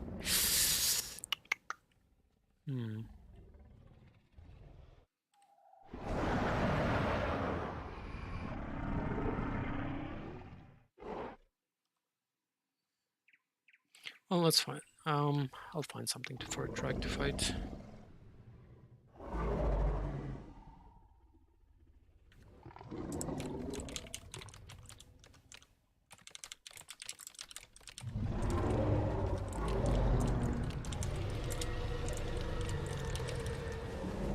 Then again, 2 trikes have so much HP, and Carnos don't do a lot of bleeds, so it will turn up into a very, very long fight.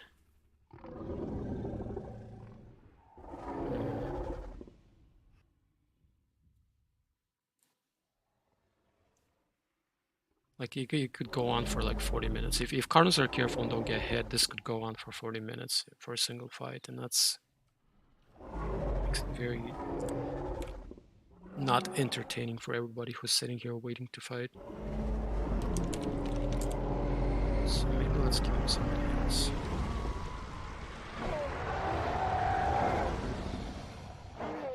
I know what I'm gonna give him.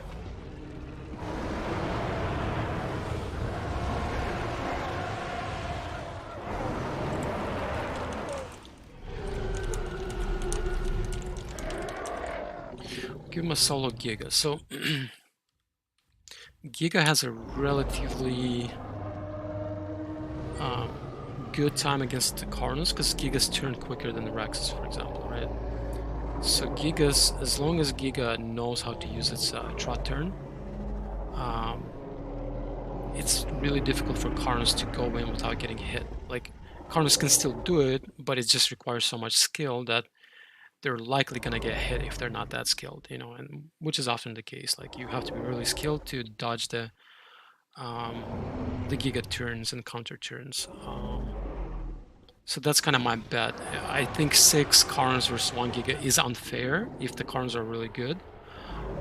But at the same time, I don't expect Carnos to be that good. So I expect that they're gonna get hit, and then 1 hit from a Giga will bleed out a Carno in like something like 5 seconds, 3 seconds, something like that.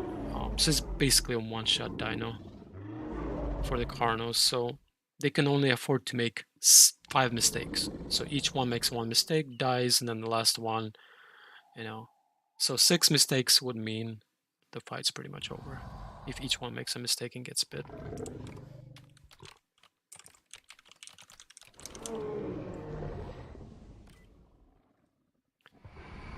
So let's see how it pans out.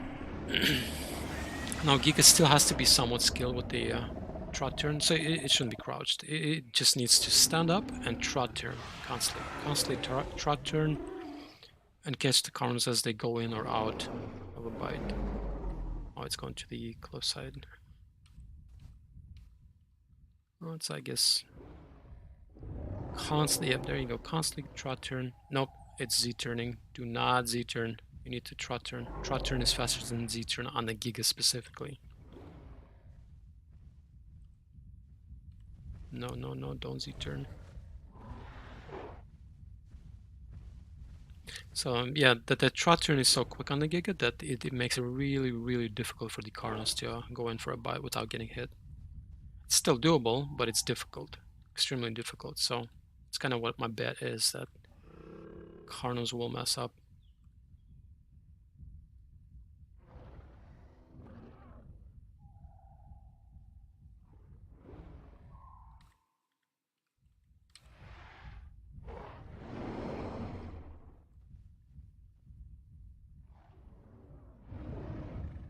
Only a couple of Cardinals are trying. The others are just kind of watching there. It's probably a fight they tip. One got bit. There you go. That Cardinal's gonna bleed out. There you go. Where's the sixth one? Did the sixth one die somewhere? Oh, he did. Oh, I didn't even notice. So two already dead.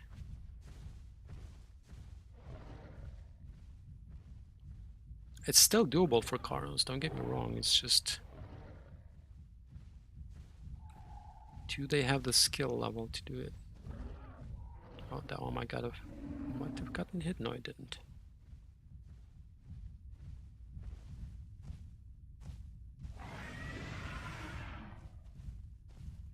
Also don't want a crouch turn. Crouch turn is also slower than the trot turn. But that's specifically Giga. Giga trot turn is faster than... Oh, another one bled out, 3 remaining. And this is something I mentioned earlier, is that if you're a faster dino and you're standing really far away from a dino that turns quicker, it's a big mistake. You need to be close. Like, all of these Cardinals should have been much closer to the Giga.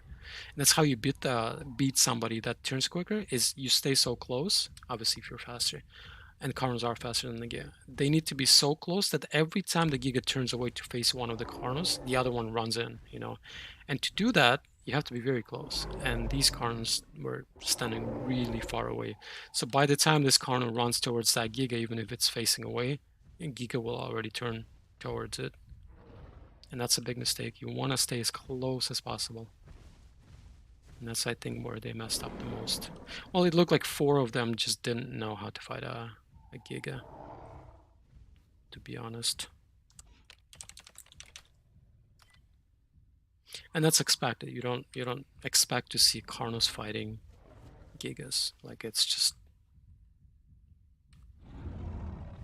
almost never happens. But, you know, that's lesson here is you can do it. So it's just a matter of trying it and practicing.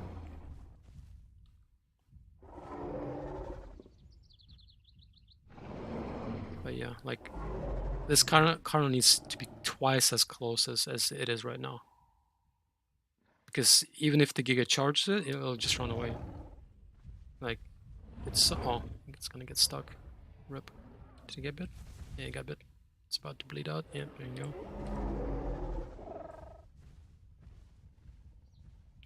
Now the solo Cardinal will never have a chance to kill a Giga.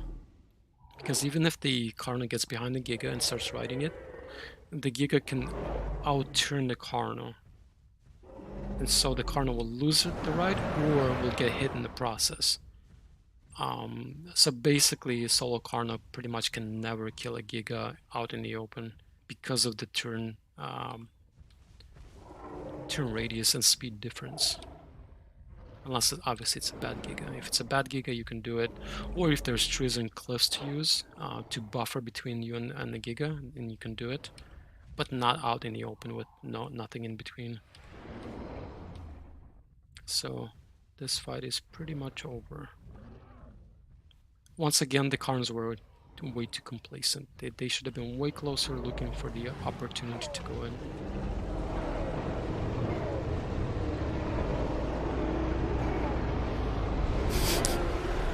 Well, props to the Giga. So initially they did a lot of Z turning, that's a mistake, and then they did some crouch turning, also a mistake, but I don't know if they're watching a stream or something, but eventually they either realized or heard me talking about it and started just trot turning constantly.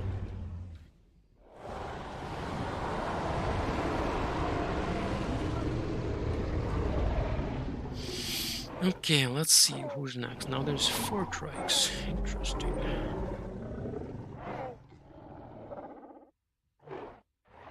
Okay.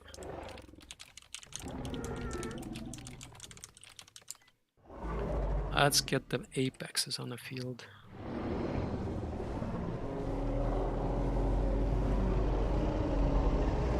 Let's count them up.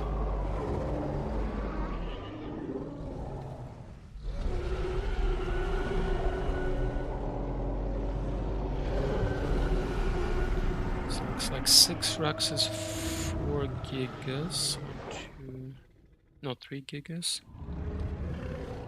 3 Spinos. Interesting.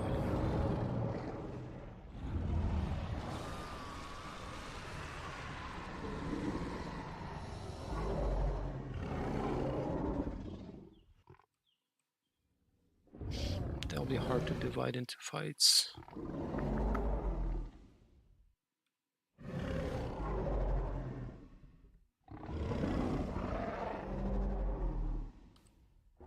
Oh, I know what I'm gonna do.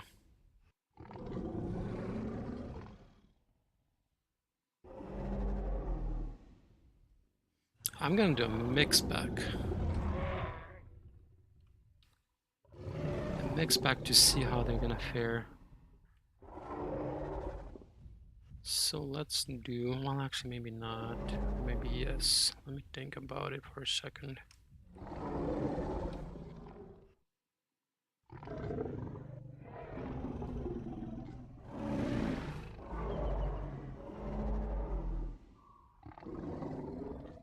Nah, we'll do 2 Rexes.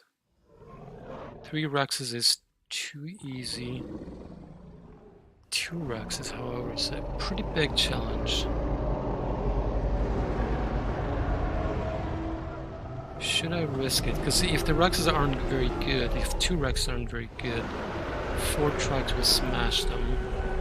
If the 2 Rexes are good, their chance of winning is about 50-60%.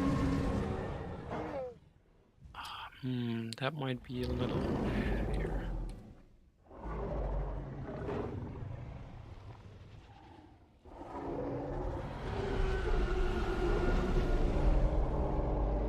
This is so hard to match up. Such a weird number. Because trikes aren't equal to the carnivore apex. Like they're less than 1. So like let's say Rex versus Trike will always win. Spino versus Trike will always win. Giga versus Trike pretty much always win. Unless it's not a very good Giga.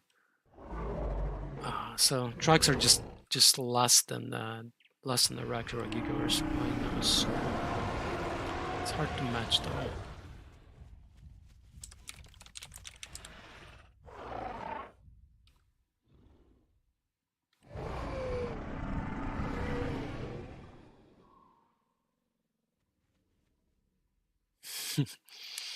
I can't decide if I want to do Rexes, Gigas, or Spinos.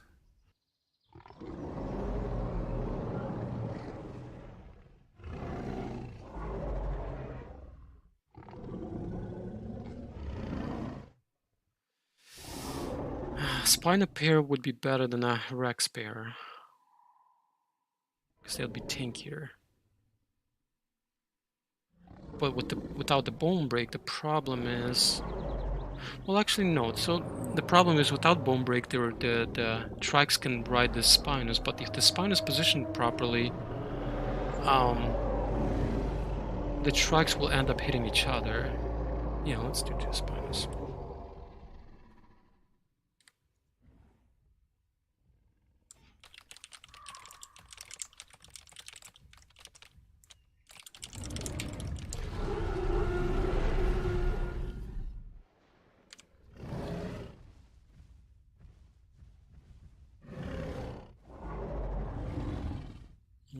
Nightmare's AFK. There you go.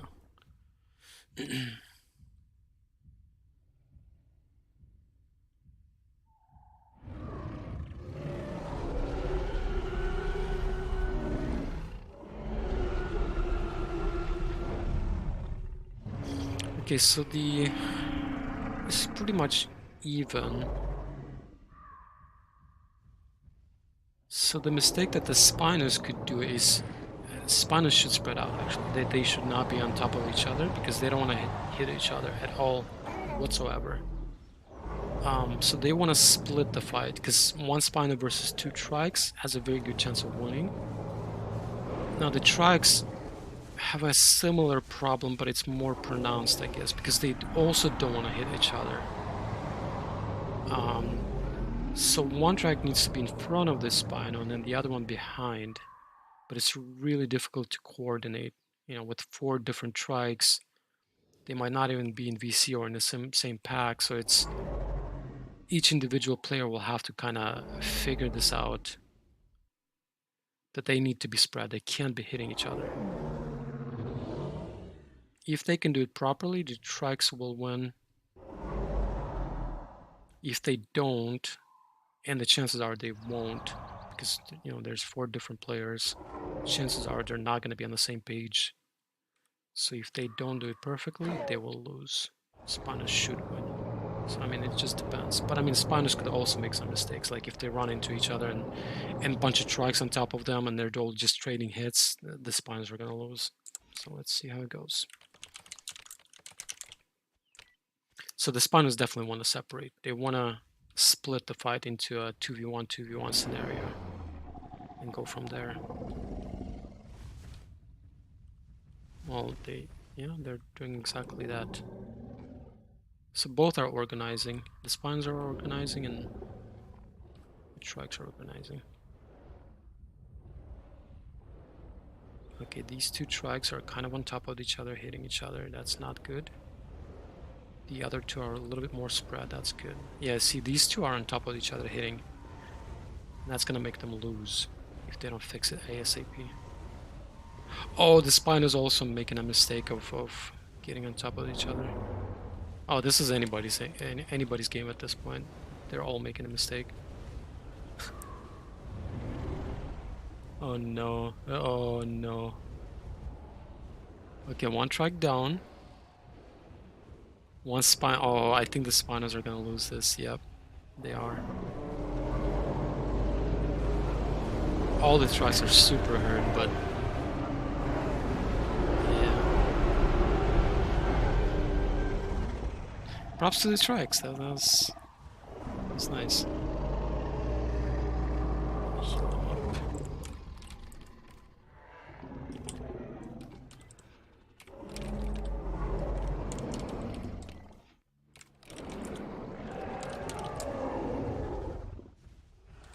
Good job, Trikes. That was very close. They were all super hurt. And both parties were making mistakes. It was hard to gauge which one's gonna lose first.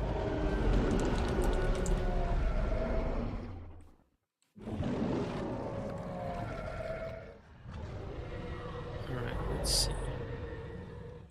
Who's next? There's a lot of L's.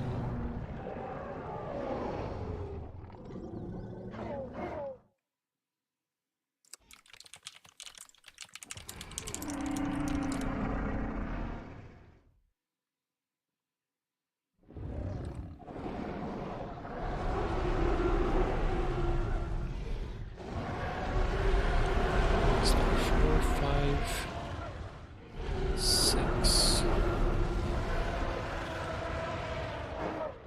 Yeah, it looks like 6 L's. That's a pretty much full survival pack. 6 L's. Which means they should be able to take on 2 Rexes. That's something I've been trying to push Allos to do, is hunt the Apexes, because Allos are so well equipped for killing Rexes and Gigas and even Spinos. Because they have a lot of bleed, they have a very good heal. So even let's say a Spino or a Giga bites an Allo, Allo has a little bit of time to disengage and heal off the bleed, right? But even then, like, they shouldn't get hit to begin with because they're so fast, they turn quickly, their ambush speed is fast, like, they're just so agile. It's kind of like a I guess you could say kind of like a Dilo on steroids. You know, they ton of bleed, very good heal. Now it's a little bit more difficult to control the Allo, but Allo is a lot tankier, so it doesn't just get one shot by everything like a Dilo would be. So it's kind of like a Dilo, but well, I can't say better or worse. It's quite different from a Dilo, but I guess similar aspect. Like, so I think Allos can definitely fight Apexes, and I've been trying to tell Allo players, hey, you should be hunting the Apexes. So let's see. Let's get them out.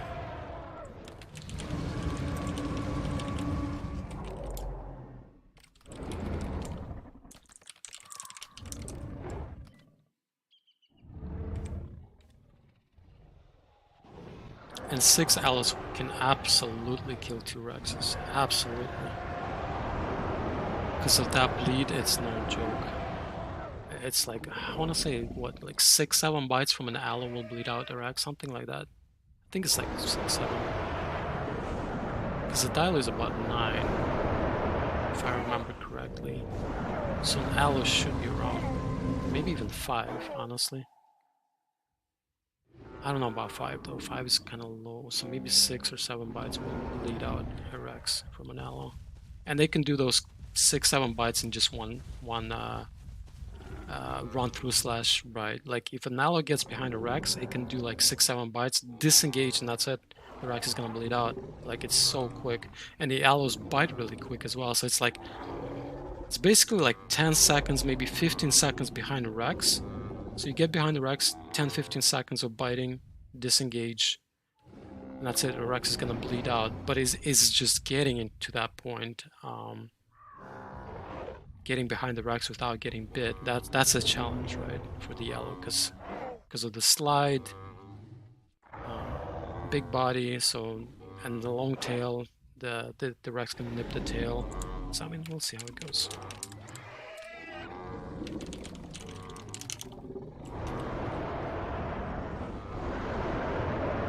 I'm rooting for Allos here. Like, they should be able to take this, but generally speaking, Allos aren't very precise with their movements because the slide does make it a lot more difficult to control. So, like, you don't stop when you want to stop. Like, you have to think ahead of time to stop ahead of time to stop where you want to stop. Like, has to be a constant process in your head. Where do I stop? That the slide will take me to where I want to be, you know? So it's a constant calculation game in your head.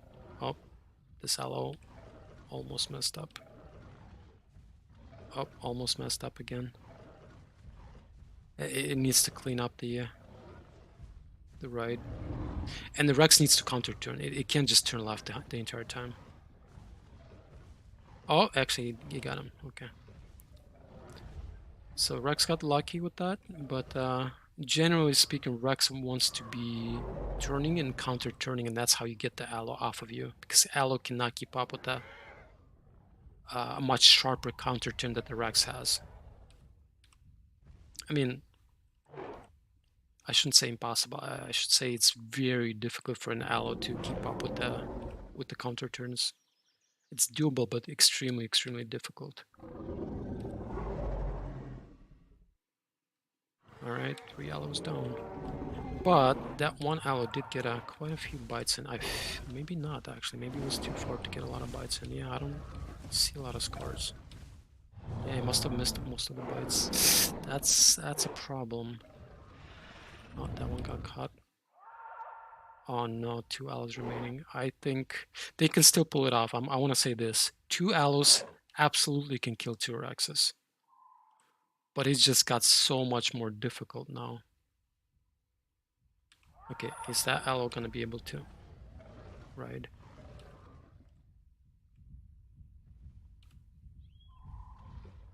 Oh, no. Oh, yep, there you go. Messed up. That slide, the Rex stopped, but the Allo slid forward, and now is a problem. Okay, one aloe is still doable. Okay, hear me out. One aloe can still kill 2 Rexes, but the chance of winning is like 0.05. So the how he can win actually how he can win, because it's faster and the ambush speed is faster than the Rex's ambush speed. Well, it's gonna get cornered. If you can manage to make the Rexes bite each other, because these Rex aren't being very careful. Like right now, they could have bit each other. If the aloe can make the Rexes bite each other and break at least one leg, just one leg, he can get behind the other Rex, or if they're sitting like this, being cocky.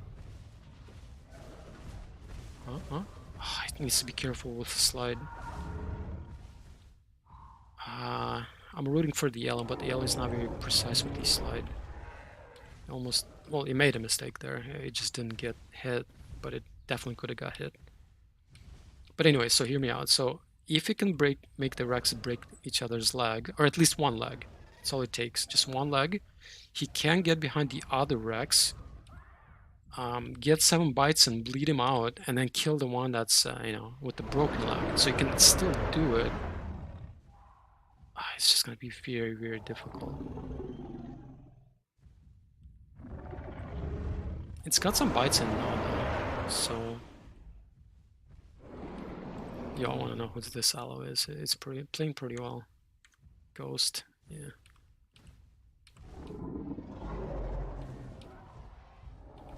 Oh, no, he got caught. He was trying to head-on juke, so basically like you run head-on and then you pretend to turn right, but then you actually turn left and hope that the Rex turns right, expecting you to go right, but you actually go left. But it actually got caught, so... the Rexes are scarred though, so... It was definitely doing work on them.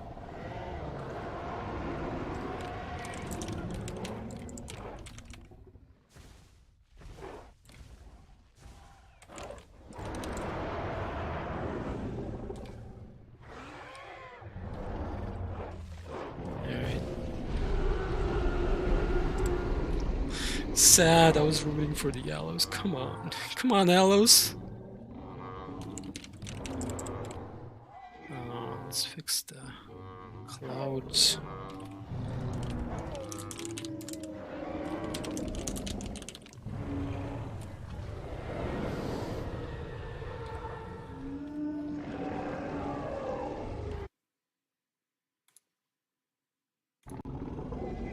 Alright.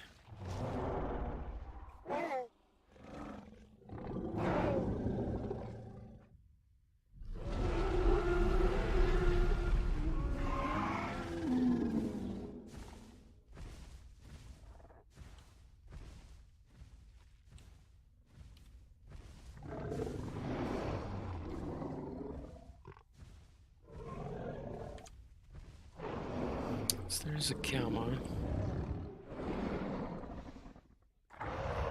Kamas are a difficult fight because it's always... It's pretty much always going to be an Apex fight, so it's... there's not a lot of variety that I can throw at the Kama.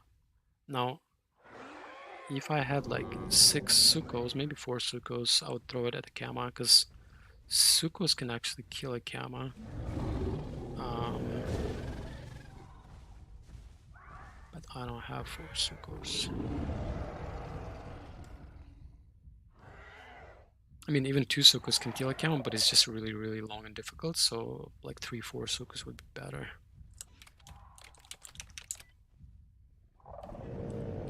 Alright, let's see.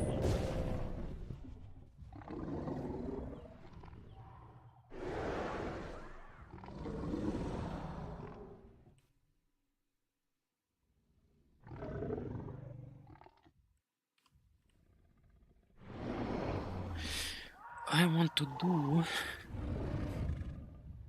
many Rex I have left? Quite a few, actually. 4, 5, 5.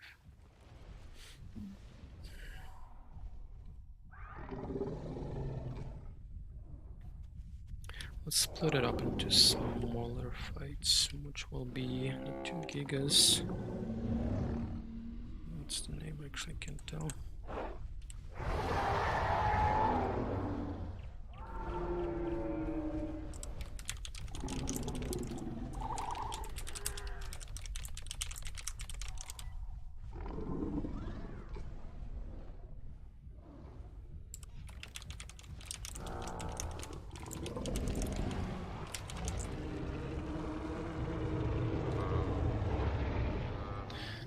Two gigas versus 1 Rex. This is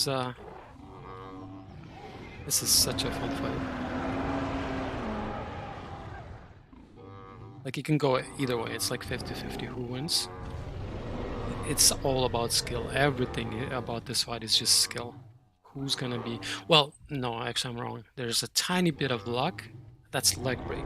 So if Rex gets very, very unlucky, he will bite a Giga without bone break. So I guess there's a small percentage of luck. But for the most part, it's just skill. Who's more skilled? It's a very, very evil fight.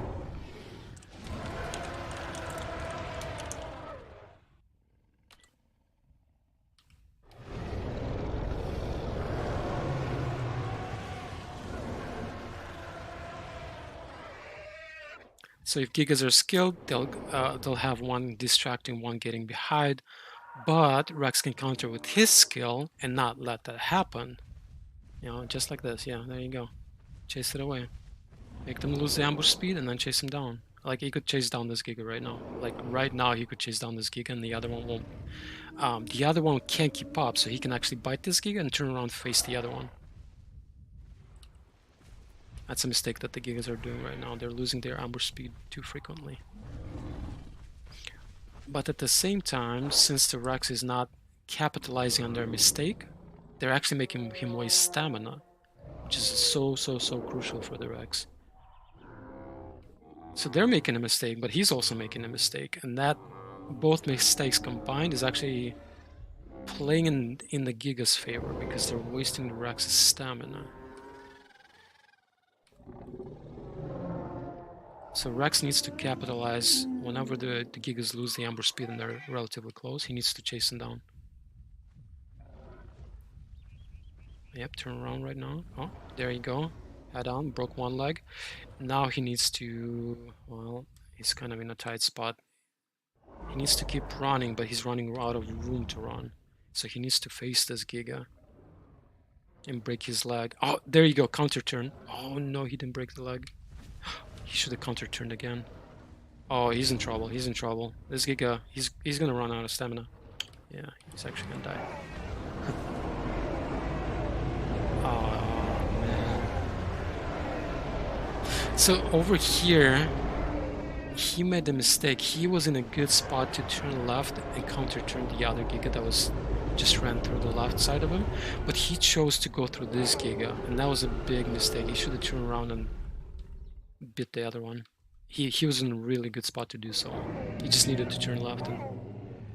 But his initial mistake was not chasing down one of the Gigas when he had the opportunity, so he lost some stamina for nothing. So both were making mistakes, but overall the mistakes were benefiting the Gigas. And then obviously he didn't get the second leg break, so that's kind of unfortunate. But I think he just didn't hit the Giga. I think he just missed the bite. So yeah, this fight, 2 Gigas versus Rex, is just pure skill. Like, who's gonna position better and take advantage, because everybody makes mistakes. You gotta remember that everybody makes mistakes, no matter how good you are. It's just a matter of, if you're skilled, you will recognize. First of all, you need to recognize that the opponent made a mistake, and then you need to know what to do with that mistake, like how to punish it, you know. So it's just skill, practice, and strategy. All right. Who's next? Who wants to die next?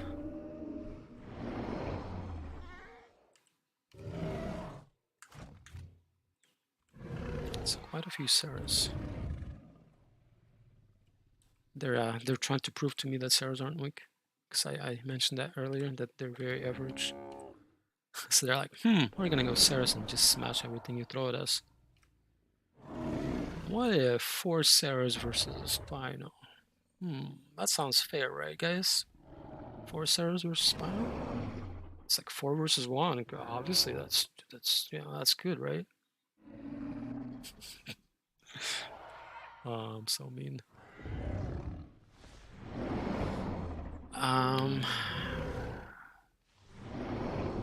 4 Ceres versus 2 Ellis. Absolutely not. The Ellis would get smashed by 4 Ceres. Well, more than likely, like 70%, 80% chance that the 2 Ellis would lose to 4 Ceres, so that's unfair. 3 Ceres, maybe, but even then I would consider it slightly unfair to the Yellows. Yeah, let's throw them out. Let's see what happens. Maybe there's another one hiding somewhere. No, just 4. Okay.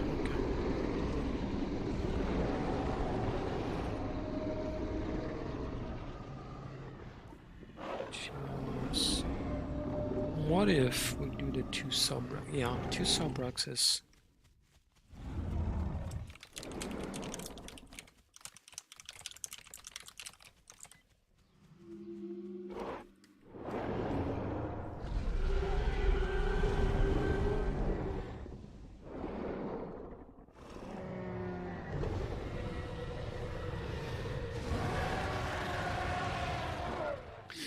So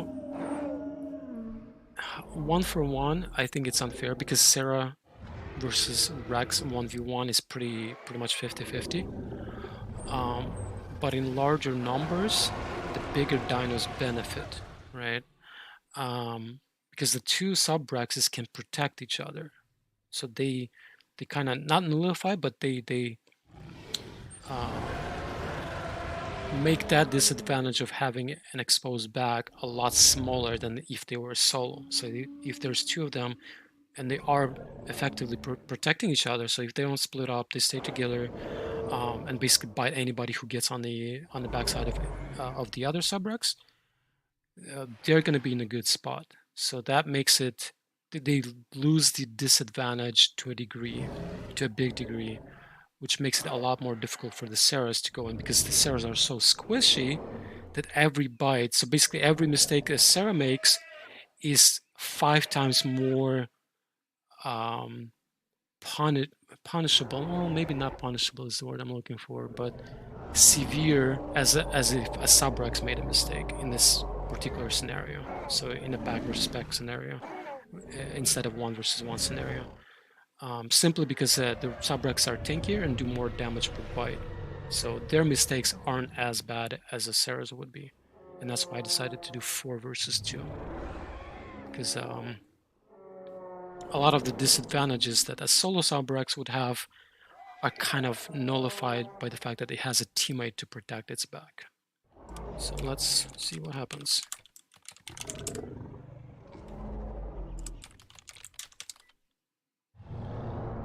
Ceres can still absolutely win this,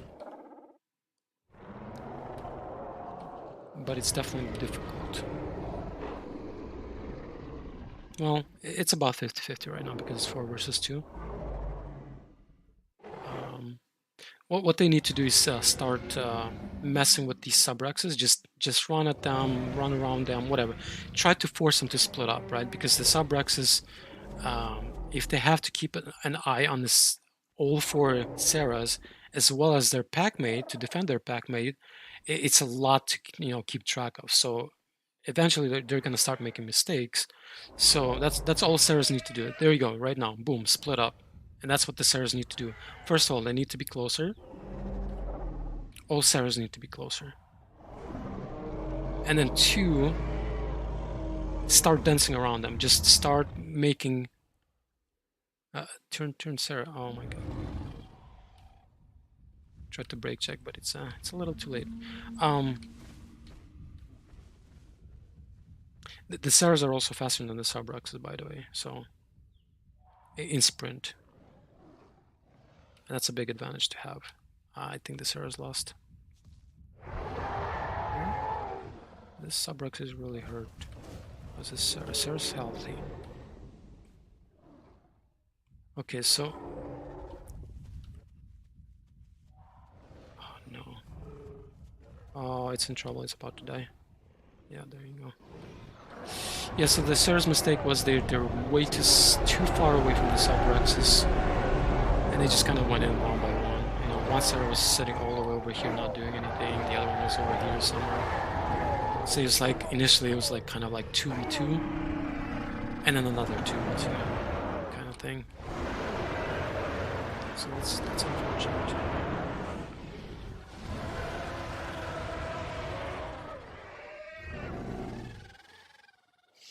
Well, you live, you learn. But yeah, that, like, this is what I said before. It's just such a common mistake that the dinos that are faster, they're staying way too far away from the dinos that are slower. Like, there's no reason to be like, as a Sarah. Like, if I was a Sarah, I would be like this close to the Subrex because the Subrex is slower. Obviously, there's the ambush speed to consider.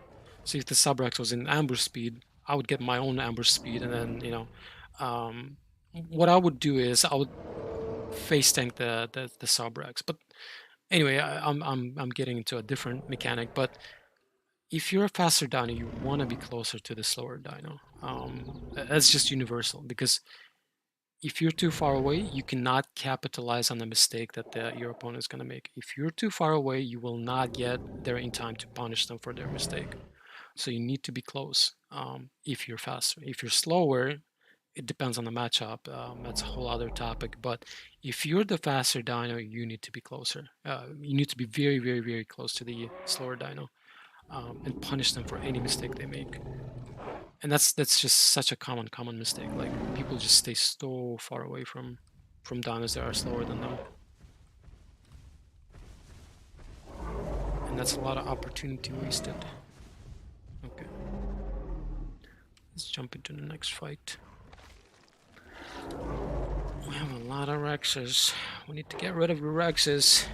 Why is it always the Rexes? Oh, this Rex is a little small. It needs to be grown.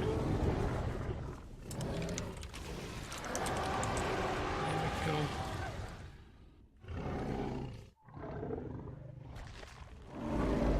We shall do Mr. Trichus.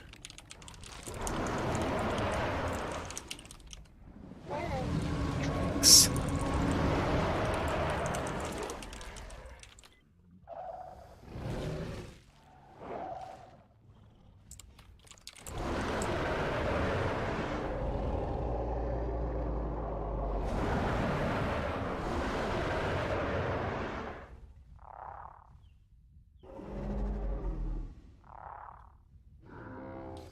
Trikes versus...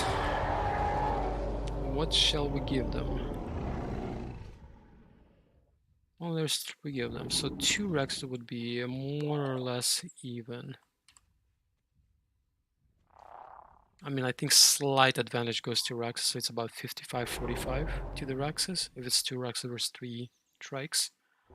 But ultimately, skill will play a bigger role.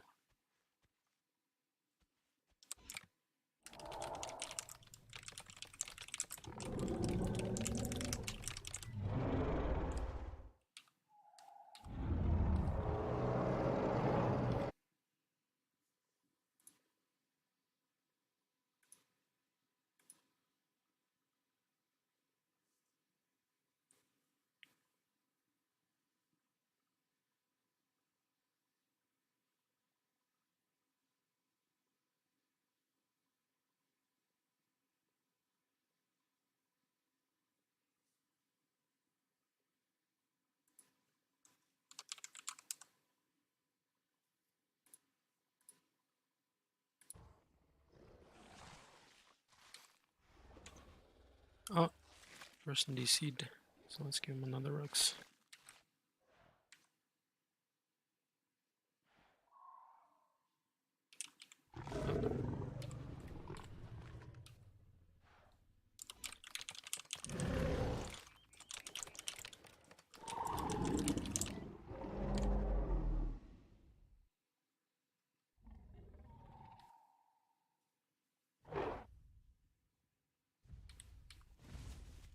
What is this?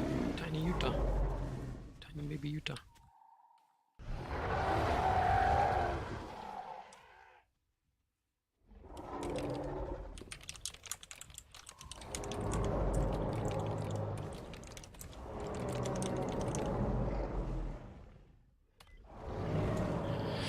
So the trikes definitely want to be spread out, but not too much. They don't want to hit each other, but they also want to be close enough to be able to hit the same racks on two different sides, if possible. And then the Rexes, on the other hand, don't want that to happen, so they want to single out one trike at a time. So they have two options, the Rexes do. They can run through, break all of the legs, and then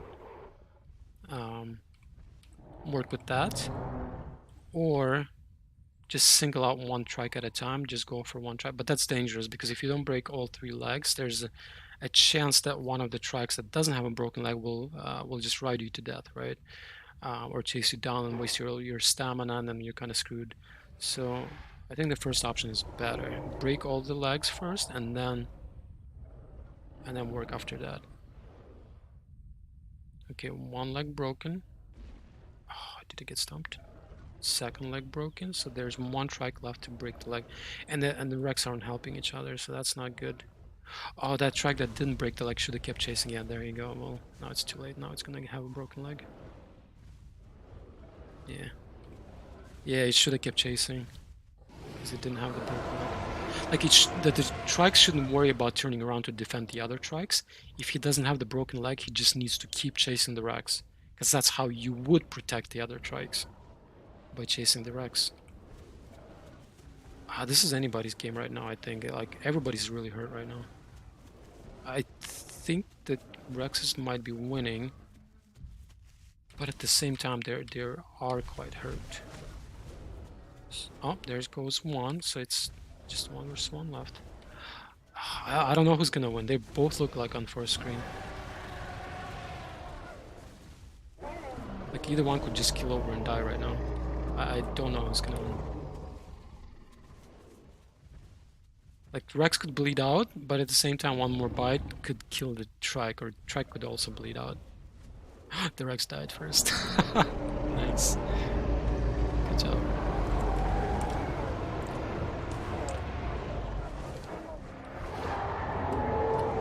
Oh, that's super close. The trikes would have won if that one trike that didn't have a broken leg. Well, they would have won faster if the trike that didn't have a broken leg, the third trike, like, he turned around over here for some reason to look at the other Rex, but he should have just kept chasing the Rex he was chasing the entire time. Like, that would have sealed the deal a lot faster. I think. That's just my opinion, obviously. Okay, next up. Is this geek a little small? Is it a sub? Yeah, it's a sub. And it's an admin. Alright. We wanna do... What do we wanna do?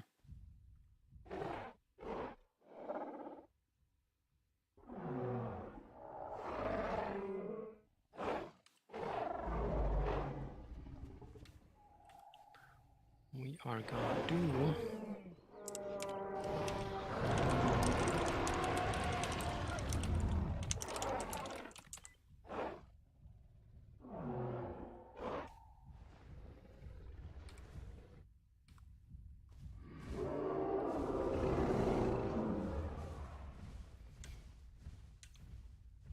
Let's go, Potato.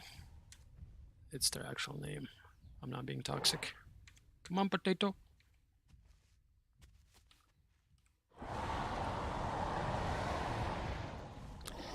And that's gonna be 2 Rexes.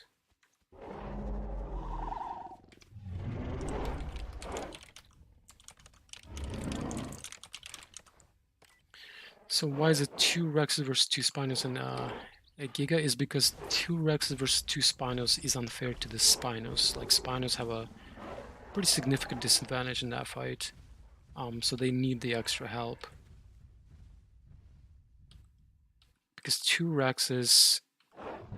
Oh, let me put it this way: if both are skilled, so 2 Spinos versus 2 Rexes, both skillful, the Rexes will win like 95% of the time. If they're average, that skews up the calculation, because if they're average, there's a lot of advantages that an average player gives up. For example, the Rex could go into a turn fight with the Spino. That means the Rex will guarantee lose the turn fight, you know. And that's an average player could make a mistake like that, like go into a turn fight versus a Spino as a Rex, which is an absolute mistake, you know. It's not something you want to do. So when it's average players, it's very, very difficult to gauge who's going to win, because it's like the advantages and they give up is, you just don't know which advantage they're going to give up and what mistake they're going to make, and it makes it really difficult to figure out who's going to lose.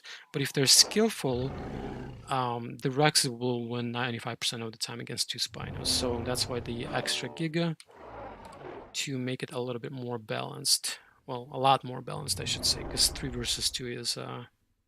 I think it's about 50-50 who's going to win at this point, if they're all skillful.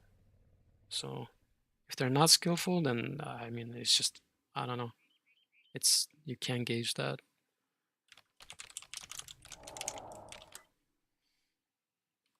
Now the Rexes definitely want to break the legs first. That's the first and foremost thing they want to do, to like break all 3 legs. It's absolutely crucial for them to do so.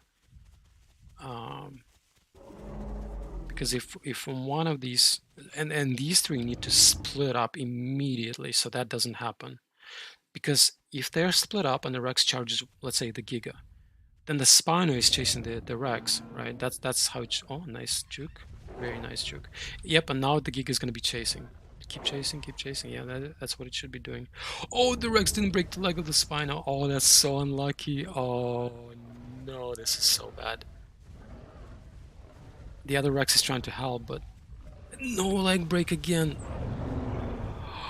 This is so unlucky. Break the leg. There you go. They broke the Spino, Giga's leg. Now they need to break the... Oh, they broke all... Did they? No, they didn't. The Spino was riding the Giga. Oh no. The Spino was actually biting the Giga, thinking it was a Rex. Oh no. I think the Rexes still lose because of the fact that it took so long to break the legs. And they still don't have one leg broken. Yeah, they're dead. Okay, you know, I was talking about skill, but look at the Spino. He's so hurt, but no leg break. Oh, that is so lucky. Bruh. What? Oh, man. That's a feels bad, man.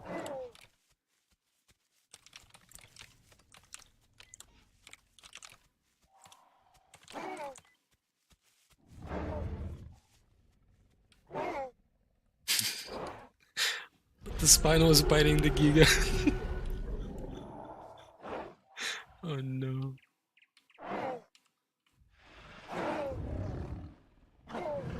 Yeah, that bone break is really unfortunate. Let's move Boaz over here.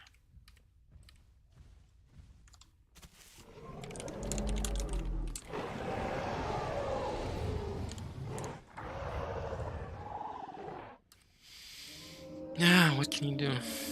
That's something you can't calculate, the bone break on the Rex. It's like, typically it's a very high percent chance, but there's always the chance that it's just not gonna happen for a couple bites in a row. And like, how do you calculate that into a fair fight? You know,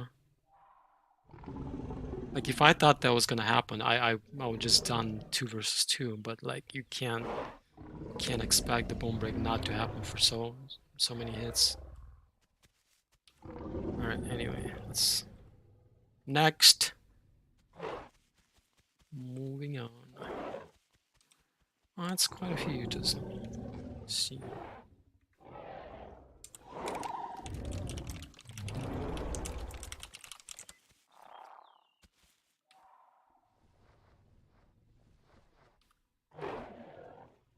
Okay, so that's 6 of them.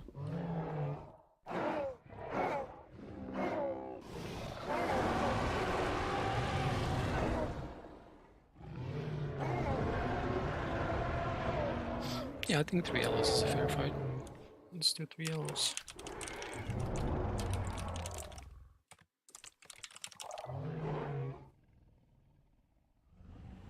So it's basically 2-to-1 ratio. If the Utahs are very, very skilled, this is going to be a slaughter of the yellows, but I don't expect 6 Utahs to be all good. Just don't. Wait, is there 7? 7, yeah. Yeah, I think it's still fine. Typically, I want to say like 90% of the Utahs are average or slightly above average or below average. I don't know, let's say average. And then maybe 10%, maybe even less, maybe even like just 5% of Utahs are actually good. By good, I mean like really skillful. So average Utahs, they do struggle against Allos. So this could be just a massacre of Utahs if the Utahs are average, and if the Utahs are good, it's going to be the other way around. The Allos are going to get massacred. But I mean, let's find out.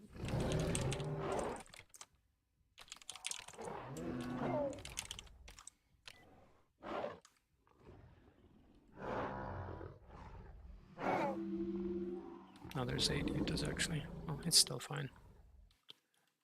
I think.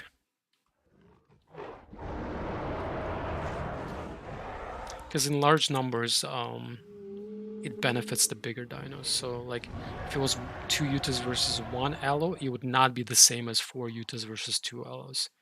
Because the bigger the packs, the more it benefits the bigger dinos.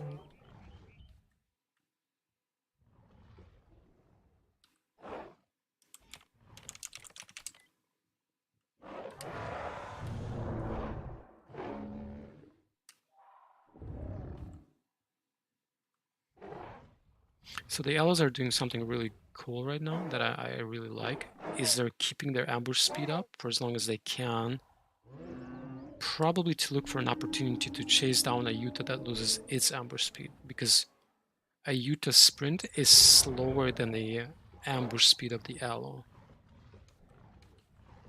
So with the ambush speed, an Allo can chase down a Utah that does not have ambush speed.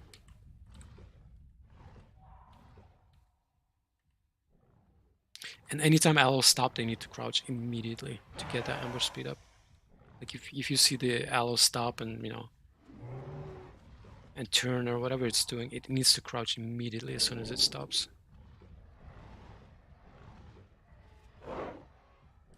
That Utah got bit. So it's about 5 Utahs and 1's bit. So, well, sixth one is bit. So it's gonna bleed out pretty soon here. Oh, another Utah got bit. Another one. Oh wait, one Allo died. Uh-oh. Allo's in trouble. This Allo needs to disengage immediately. Run, run. Yep, there you go, run. Because the Utah is bleeding. Utah's gonna bleed out. So don't take any more hits from it. Oh no. This is bad for the Yellow. I think the Yellow is gonna bleed out. Or lose the fight. Because there's still 3 Utahs. Yeah, there you go. This one would have bled out. So this one's... Oh, this one's also bit... Oh, it's bit by a Utah. I don't think it's bit by an Allo. This one's healthy. So 2 healthy-ish Utahs and 1... Oh, did it bleed out? Wait. Oh, no, it's okay.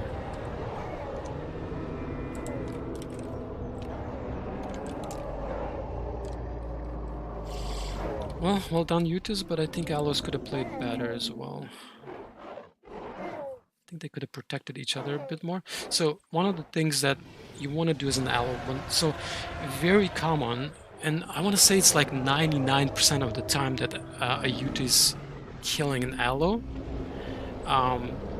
The fact that the Utah is killing an Allo means that the Utah is probably skillful, right? Because unskillful Utahs, they don't usually want to fight Allos, right? So if an Allo goes, or a Utah goes up against an Allo, it's probably, it's practiced that fight before, more than likely. Not always, but more than likely, it's already a skillful Utah to begin with. 2, most Utahs will do the right on an Allo. So to break the right, you cannot stand still. You need to be constantly moving left, right, like sprinting and moving left, right, as an Allo. Like that's how you break the ride or potentially hit the Utah that's riding you. You cannot be standing still or walking. Like at the end of the fight here, like the Yuta was riding the aloe, and the aloe was just kind of standing and turning, Z-turning or crouch turning, whatever you want to call it. That's a huge mistake. You don't want to be doing that because you're moving so slow. It's extremely easy for the Yuta to maintain the position of the ride because you're moving so slowly and predictably. So if somebody's riding you, you want to be as unpredictable as possible, which means you want to be sprinting and constantly turning left, right, or semicircle, whatever. Like you just don't want to be predictable or standing still or like Z walking or stuff like that. You don't want to be slow and you want to be unpredictable, basically. So that's I'm just saying that Aloes could have played that slightly better as well.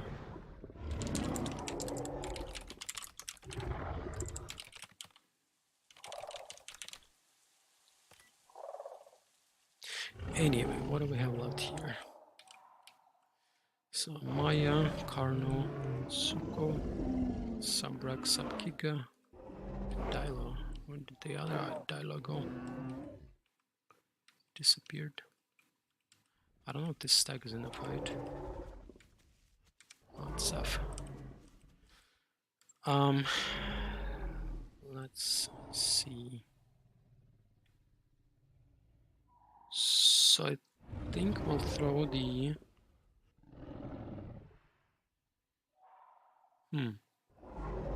Okay, this is tricky. How do you match up the remaining players?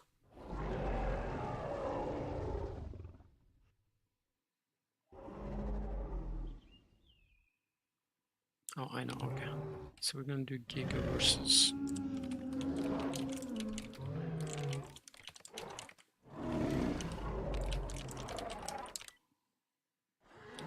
So Subgiga versus Subrux.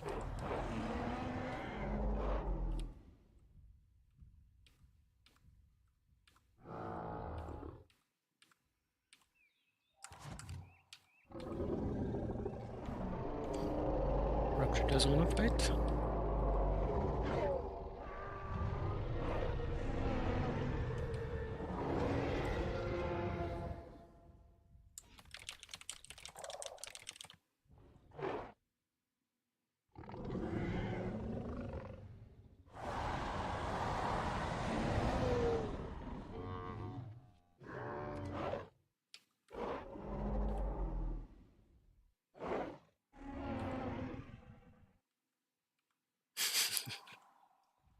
Subgiga is just calling, making sad noises.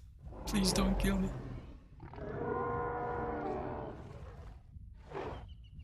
Sprint turn, sprint turn, sprint turn. Oh no. Oh no, that was a mistake. Oh.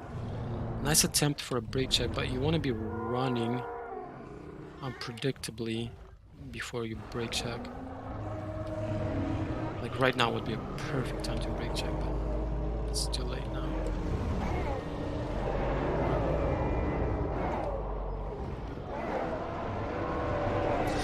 Okay, and for the last fight, we're gonna do the Suko. It's the Maya, Carno, and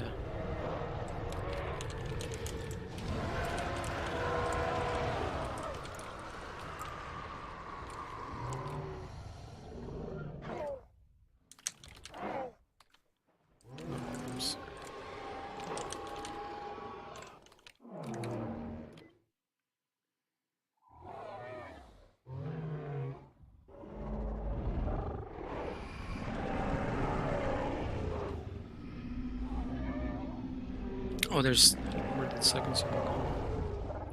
What is this?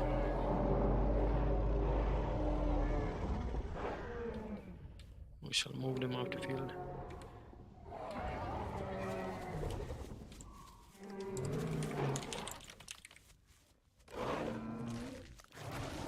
Oops. There we go. It's supposed to be just one Suko. Versus the Carno, Maya, and the Dilo. So we got Speed, that's Maya and the Carno, and we got Bleed. So let's see how this pans out.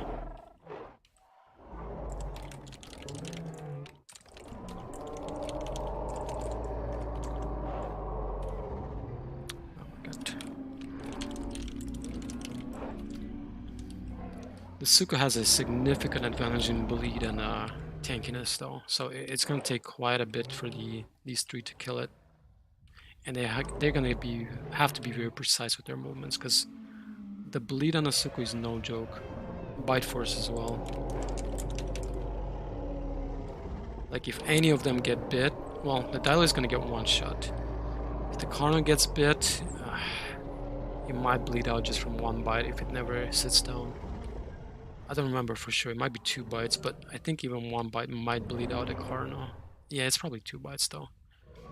And then the Maya is probably 2 or 3 bites from this Suko to bleed out. Well, it depends on how often the Maya runs versus stands, because that's a big difference in bleed. Resist.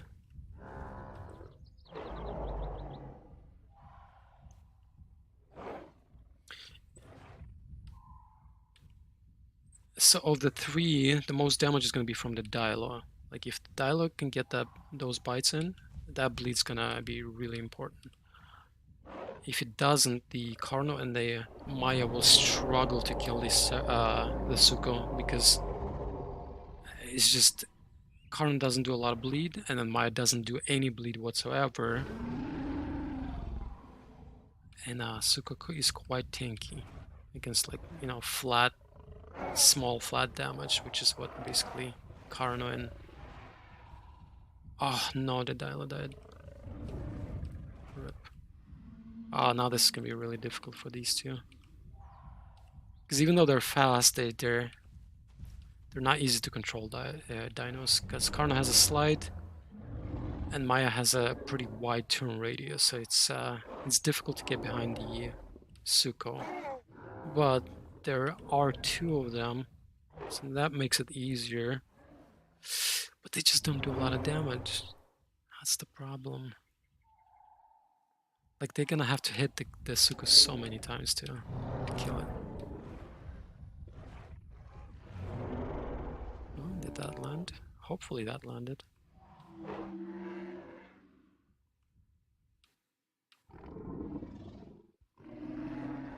Oh, the Maya got hit.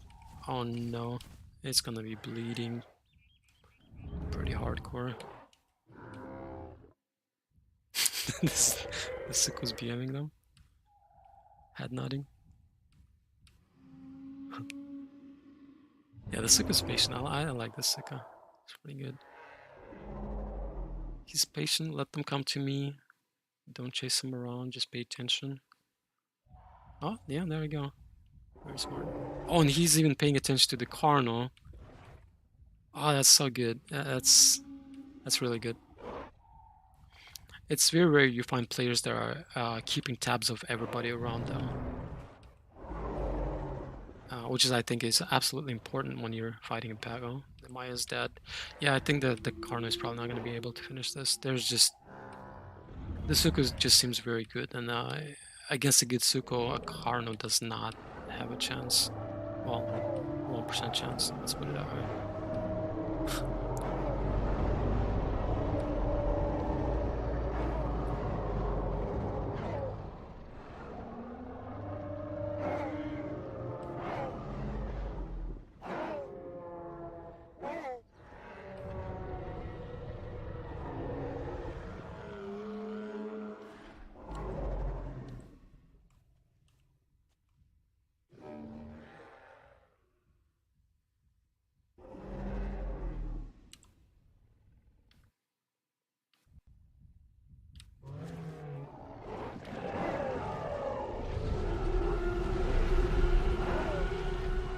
Yeah, this is not going to go well for the Carno. Might as well get it over with. This is... I admire not wanting to give up, but this is something you should give up, probably.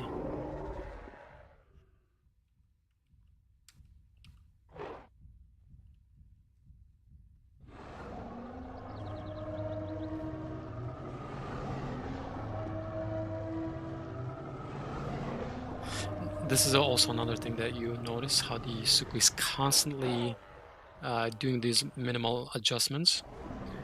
Those are very, very crucial. A lot of people don't do them, but they're very crucial, because The only chance the Karna has of getting behind the Suko is if the Suko just kind of stands still, and that the Karna gets slightly, let's say I'm the Karna in this case, and the Suko is not facing me directly, but slightly to a side, I can use that as extra time to get behind them, right? Because the Suko, it's hard to explain while it's moving. Well, basically, long story short, if somebody's running around you trying to look for an opportunity to get behind you, just make sure you're constantly adjusting to face them directly. Always, like incremental, tiny little movements like you see the Suko do, like tiny movements to constantly face them directly, you know, and that will minimize the opportunity that your opponent has to get behind you. So just remember that. Always face your opponent head on. Always adjust to face them. It's gonna save your life a few times, at least. There we go. Rip.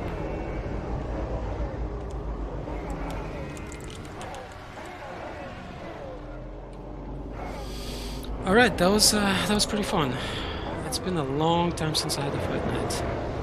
I think I'm probably gonna end it here though, because like I said, we were pretty short-staffed today. I think only 3 admins with me. So we're all pretty tired. It's been 3 hours of the fight night. Thanks for joining. If you guys haven't heard, we reopened the hunting grounds yesterday. So I'll be working on the server, you know, repopulating it, getting more staff members, so on and so forth. Probably make some Isle videos as well. I don't know, I'll probably make some Path of Titans, some Isle videos, some well, there's another game that I'm planning to make videos on that eventually we'll find out. So I don't know, I'll make some videos on the Isle for sure though. I don't know when I'm gonna make them, but definitely join us on Hunting Grounds. Like I said, I'm going to be working on repopulating it and getting more staff and so on and so forth. So it's something that seems like people still enjoy quite a bit. Even though there's, you know, Path of Titans, there's Beasts of Bermuda, there's Evrima Isle. People still enjoy Legacy quite a bit, and I've been asked a lot to, you know, revive the server, and that's kind of why I'm doing it. So feel free to join us. I'll also be doing some fight nights. I don't know if I'm going to be streaming every time. Maybe not, because it's quite taxing. But yeah, thanks for joining. Hope you guys enjoyed, and see you next time. Bye-bye.